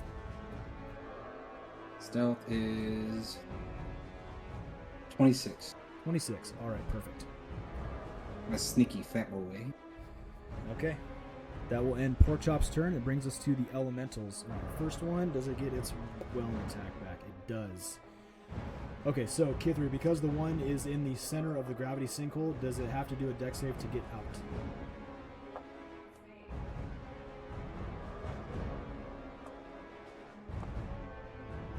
And is that spell concentration? Or is it a single spell? Yep, underneath that. Yeah, so the next line, it doesn't say anything about concentration, up to like 1 hour or 1 minute? No. Okay, so it's a single spell, so that means the spell's gone. Okay, it says ending when it says it pulls it towards the center of the sphere, ending in an unoccupied space as close to the center as possible, Mhm. even if that space is air. Okay, so, okay, cool. So the spell's a one and done. Okay, so they're no longer harried by that thing, so it's going to come immediately up to you, Link, and it is going to try to envelop you with its water body. Once again, I need you to make a strength save. Strength. Of course, it's got to be strength. Can't be anything else. No, it's strength. It's strength. 13. 13. Okay, so as this thing starts to envelop the water around you, it actually is able to pull you inside of it. Oh, kinky. Yeah, very kinky. Taking 13 points of bludgeoning damage. You are also grappled. And you cannot breathe.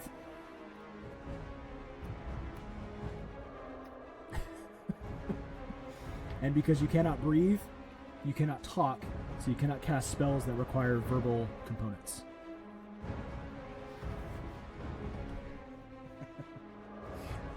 Yeah. Water elementals are no fucking joke. So, until the grapple ends, you are restrained and unable to breathe. But at the beginning of each of your turn, you can try to escape. And if people do enough damage to it, will also help. Just FYI. So, What if that they start is- boiling it? Do we get a cooked link? Like a Okay, sausage so link kind of Link- thing?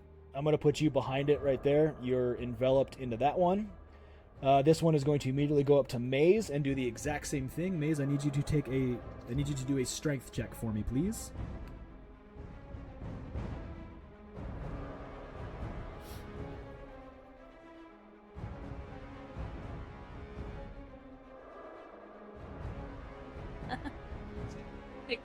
I don't know if it's the same. thing. Okay, so a creature within 5 feet of the elemental can pull the creature out by making a strength check. Alright, so what'd you get, Maze? 16. 16. Okay, so you just make it. As it tries to envelop you with its water, it's a whelm attack, but I call it envelop because that's essentially what it's doing.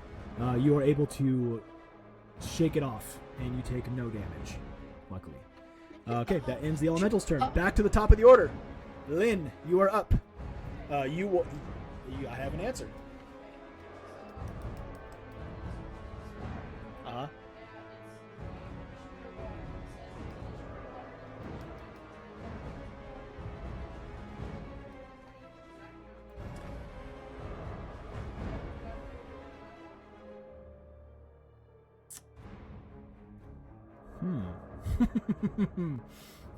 Didn't think about that one. Create or destroy water.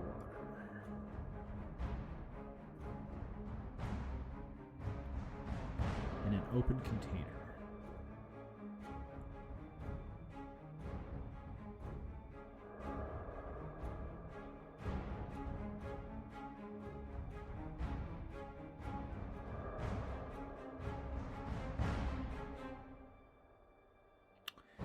I would say no, because this is an elemental and it's magically created.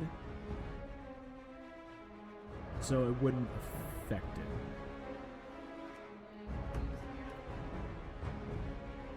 Okay. Air bubble level 2. Okay. And what does that do? Oh, she's basically giving you a helmet you can. Okay. Yeah, that is actually super dope. I like it. So, Link, as you are beginning to panic, because you really don't want to drown inside the body of a water elemental, because that would be a really shitty way to die. All of a sudden, you see your blurry vision begins to clear, and you see the water get pushed out away from your face, and you realize, air! It's air! I can breathe! And you kind of look around, and you lock eyes with Lynn, and she kind of just gives you a nod, and you realize that there is now an air bubble around you. As Link reciprocates Lynn and gives you a thumbs up, and you can tell the desperation in his eyes is a very big thank you for not letting me drown. Okay, so that will end Lynn's turn. The Mephits are dead. Maze, you're up. Kithri, you're on deck. Okay, so we have the water things left.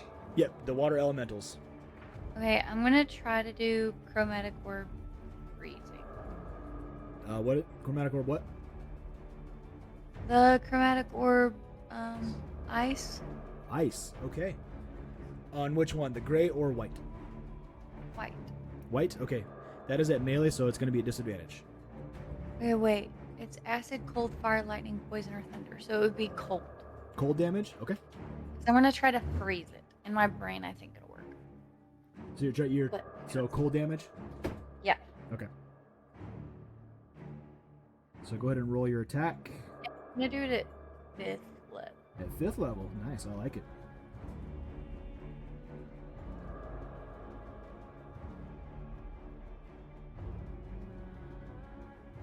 What you got?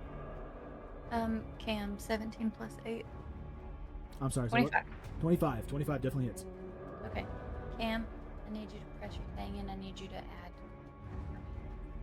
There's 7 rolls.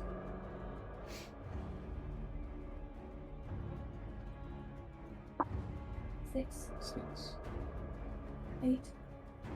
8. 7. 6. 5. 8. 7. 55.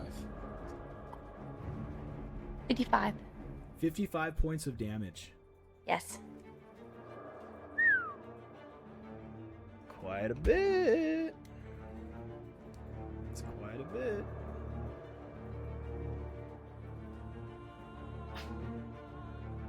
Okay, so as you cast your chromatic orb and you send it into the body itself of the water elemental, it does not do any extra damage that you were hoping for, but you can see the amount of damage output that it did give it. Whatever magical essence is holding this thing together is also starting to wane. Yeah. And you can see the swirls of both elementals beginning to get less strung together. Do you want to do anything else? No. Okay, that will end your turn. Kithri, you are up. Link, you're on deck.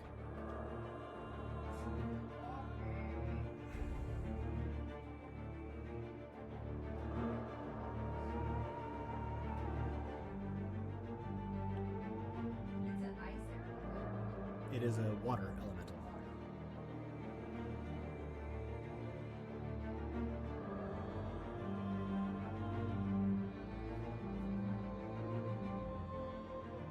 No, it's not a bad thing.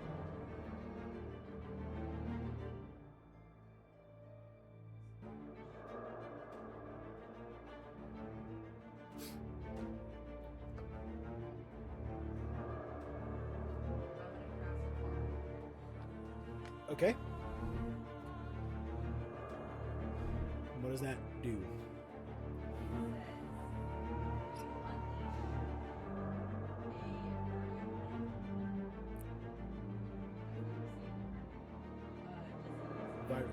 Virulent. You, from pandemic and the fact that you're also a paramedic. Virulent. Yes, it's just called it is virulent. Oh, okay. Well. Fair enough. Fair enough. Okay. Okay. Well, what is the rest of it?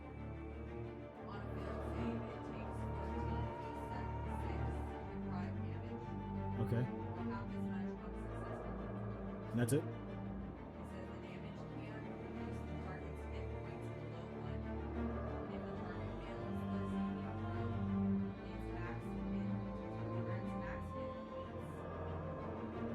Is reduced to... for 1 hour by an amount equal to the necrotic damage.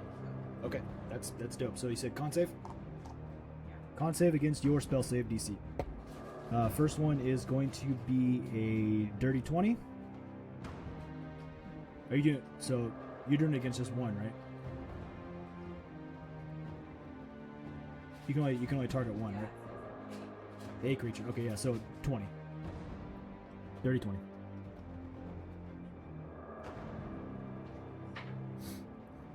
So still should take half damage.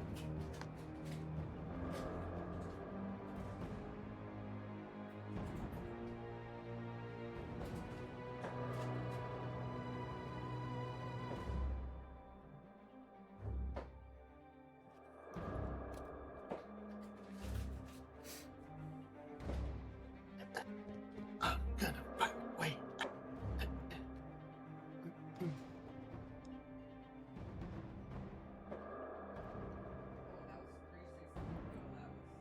Nice. Demonic.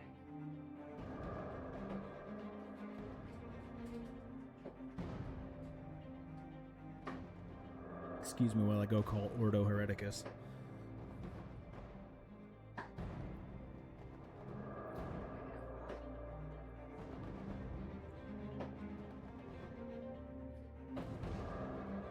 Holy shit, how many dice are you rolling?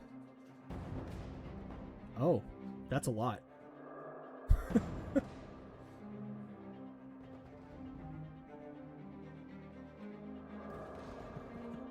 That's quite a bit. 14.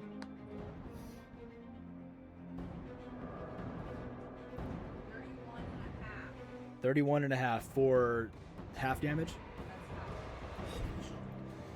Okay.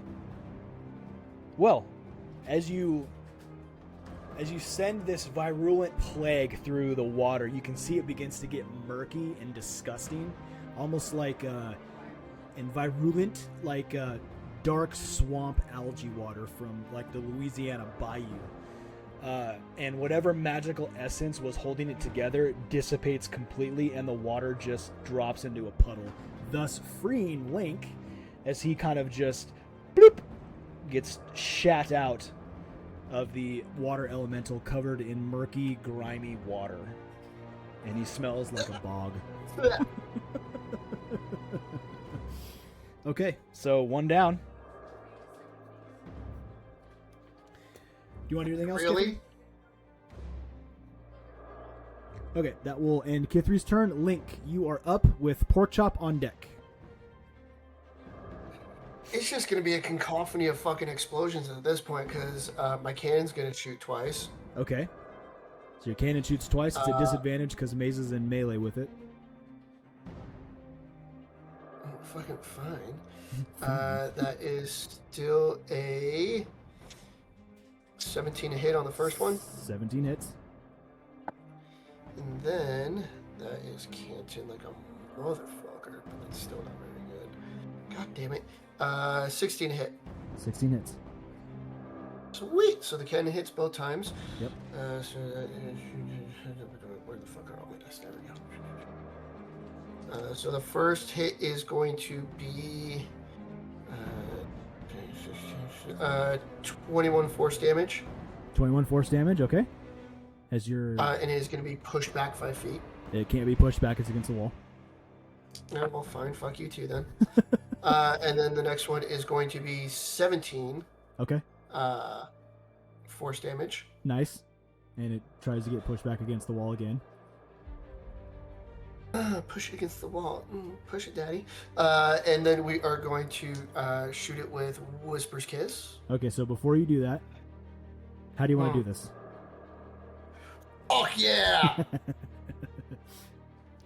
That way you don't waste Whisper's Kiss. Like, just the first one over Kit 3's head, and then as she, like, lifts up, is like, oh, like, let's see if I can hit that. And then, like, between, like, her arm as she's coming up and freaking just basically try and turn into Swiss cheese. Okay, so you're basically trying to turn it into a pincushion as your arcane bolts just pierce through its body and stick to the back wall before they disappear because they're made of arcane energy. And you see the elemental's essence begin to waver, and the whirlpools that are making up its massive body begin to slow down and dissipate, and then all of a sudden it just drops into a giant puddle of water. Sploosh. That just gave me a really cool idea for next time. Sploosh. Skadoosh. All right. So, as the dust settles, Mighty Misfires, and you stand upon the... Oh, and the bonfire conjures out. And you stand upon the stairwell. You now see before you, behind the elementals, what looks to be some type of basement that these elementals look like they were probably protecting. What do you wish to do?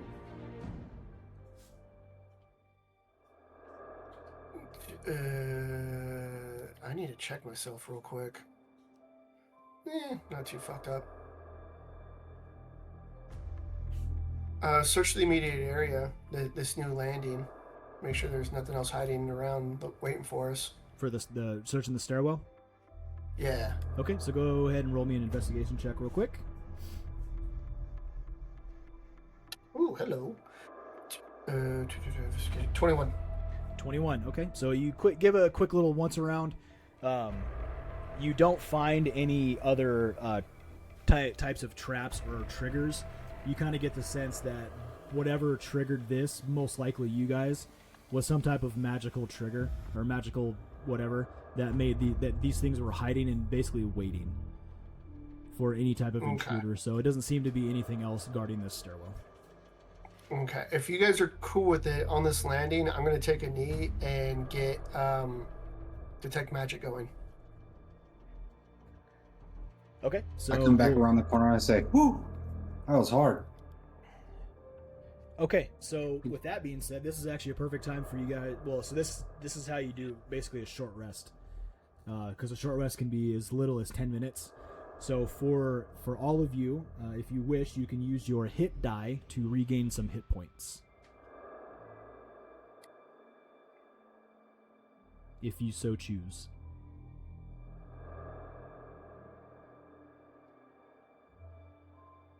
So for you, Keely, on your stat screen, you should have a box that says hit die, and it'll have like 3d6 and like 2d8 or something or other. Yep. So you can expend those, basically use those to regain hit points, and then once you get a long rest, you get all those. You get, I think, half of those back. So if you want to regain hit points, you use either a d6 or a d8.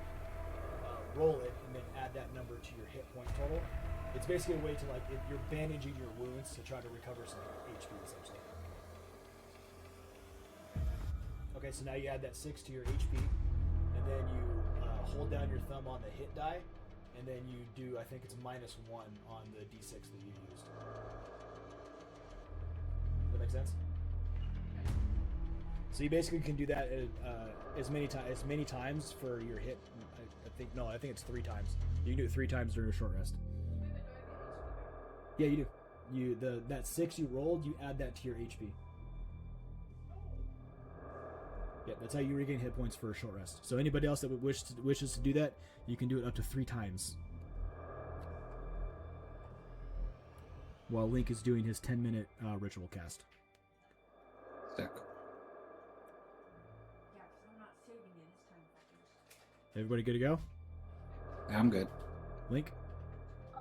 Yep, set.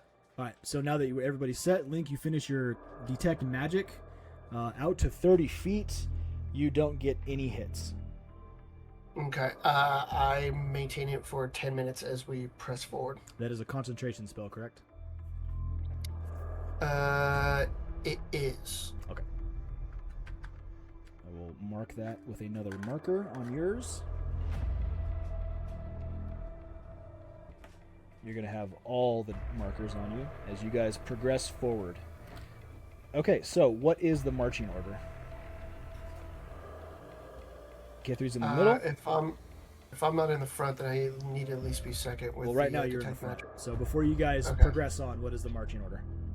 I can go in the front and check for traps as we go. Okay, so Pork Chop's in the front, checking for traps. Link, do you want to be behind him or do you want to be back farther? I'll be right with him. Okay, so you're right there. Maze, right behind them. K3 in the middle. Lynn, bringing up the rear. Oh, why are we putting the weakest in the back? We're smarter than that. Where do you want to be? Slightly where someone can protect me. Okay, so the back. Got it. All right. Okay, so as you guys move down the stairwell. Pull this back up. Okay. As you go down the stairwell, you realize that this basement is actually quite large. And what you see before you is a high vaulted basement room full of equipment, very similar to what you saw in Zikran's abandoned seaside laboratory. You spot a bed, a chair, and a table sized for a person of most likely human stature, occupying one corner of the room. Ranged around, you see stone tables ranged about the chamber that are covered with what looks to be half-finished machines, cogwheels, levers, springs, things of that nature, and a large dais built into the far side of the room. And Link, this catches your eye immediately because in this dais in the far side of the room is holding a cannon on a swivel. And you spot a dull blue glow that's emanating from inside the cannon's barrel. A very large bird head adorning the muzzle. And in the middle of the room, you see a gleaming white crystal that is 8 feet tall and 4 feet wide. And it pulses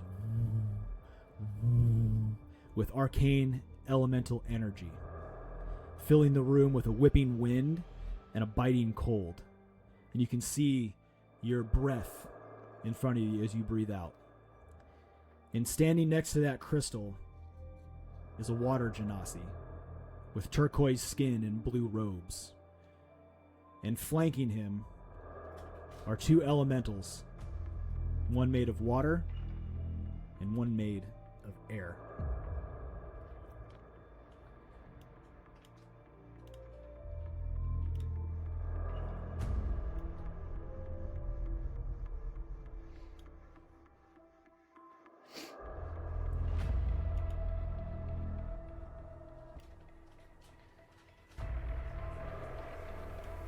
Okay. So, as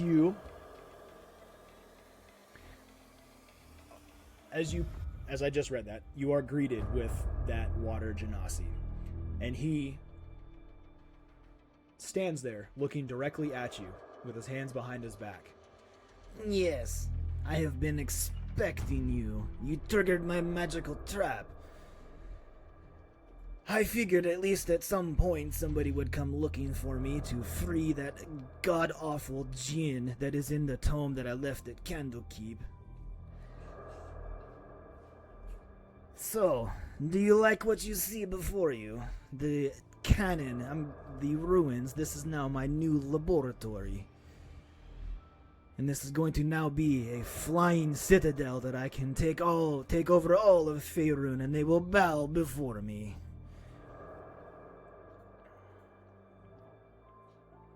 Everybody roll initiative. I was gonna say, let's Yeah. get her. That was the point. Mandrake? Pork chop went pee. Can I roll for him? Yeah, go ahead and roll for it. All right, so let me rephrase that. Before we get to initiative, Scott, you said you got to go soon? Like, soon. Okay, so 'Cause, with that, I still that's gotta fine, get that's dressed fine. and then. With that being said, we'll stop tonight because this fight's gonna take a minute. Yeah. This is obviously fucking Zikran. So we'll tamp it down for right now, leaving the boss fight for the next session. As far as that goes, next session, are we good for? Babe, what are we good for? Not Keely's birthday weekend? Yeah, obviously. Are we good for next week, the 25th? No, We are not. Okay. Let me double check. we are not. We have the aquarium, we have Keely's haircut. Okay, so 25 is out. I know we normally don't do the first weekend of the month. We're out the 8th. So 15 and 22 August, are we good there? Sounds good to us. Okay. Katie Scott? and Nolan will be moved up to Arkansas then. Hopefully I follow soon after. Scott, you good with 15 and 22 August? 22, yes. 15th, not likely. I'm gonna have a 13-year-old's birthday that we're hosting. Okay. Okay. I'm good for the 1st, the 8th, and the 22nd. Okay, we can't do the 8th. Are Cam and Kate, are you guys good with the 1st of August? That's my dad's birthday. I can't. Okay. The 8th. The 8th. The is- true final boss. Finding a date for everyone to play. I know. The 8th is Keely's birthday, so we're out that week. Okay, so yeah, we're that weekend. Are we doing anything, babe? Are we doing anything on the 9th? Which I know it's that weekend. I'm just. I mean, no, because as long as Hey, you celebrate whatever. Or is everybody? I good know the with- further out we can plan it. The better. Once we have the plan set for my son's birthday, like if you guys are cool with like a 2-week notice, can we tentatively do the 15th and then for sure the 22nd? That I'm good with that. That's fine with me. Yeah, because if the boy wants to go laser tag or something, that's indoors. We can do that later in the day. But if he wants to go race go karts or something, I'd rather do that earlier in the day, which means I wouldn't be able to play. I mean that's perfectly fine. I am also willing to amend the time on the 15th to kind of adhere to your schedule a little bit if that's fine. Just because this is one I do want everybody here, and I really do want Torin here with you guys, but I understand he's got a lot of shit going on. So if we can at least have majority of the party here, that would be fantastic. We'll hash that out here in a minute. Let me just do our sign off real fast. So anyway, thank you everybody for coming to hang out with us for EODD Saturday here on Final Roll. We hope you guys enjoyed this little session, and you're not going to want to miss the next one because Big Bad Zikran boss fight's coming up, and this is going to be dope AF. So you're definitely not going to want to miss it. Keep an eye out on our Twitch schedule. I will post that once we get some confirmation dates on when the next session is. So make sure you have an eye on that one. Don't forget to like our Instagram and YouTube, Final Roll TV. We can catch up on all of the latest episodes for our awesome, sweet campaign. They're all on our YouTube right now, and this one will be going up tomorrow so you guys can catch all the action. And until then, this is Final Roll and High Order Entertainment Studios going dark. We'll see you next time.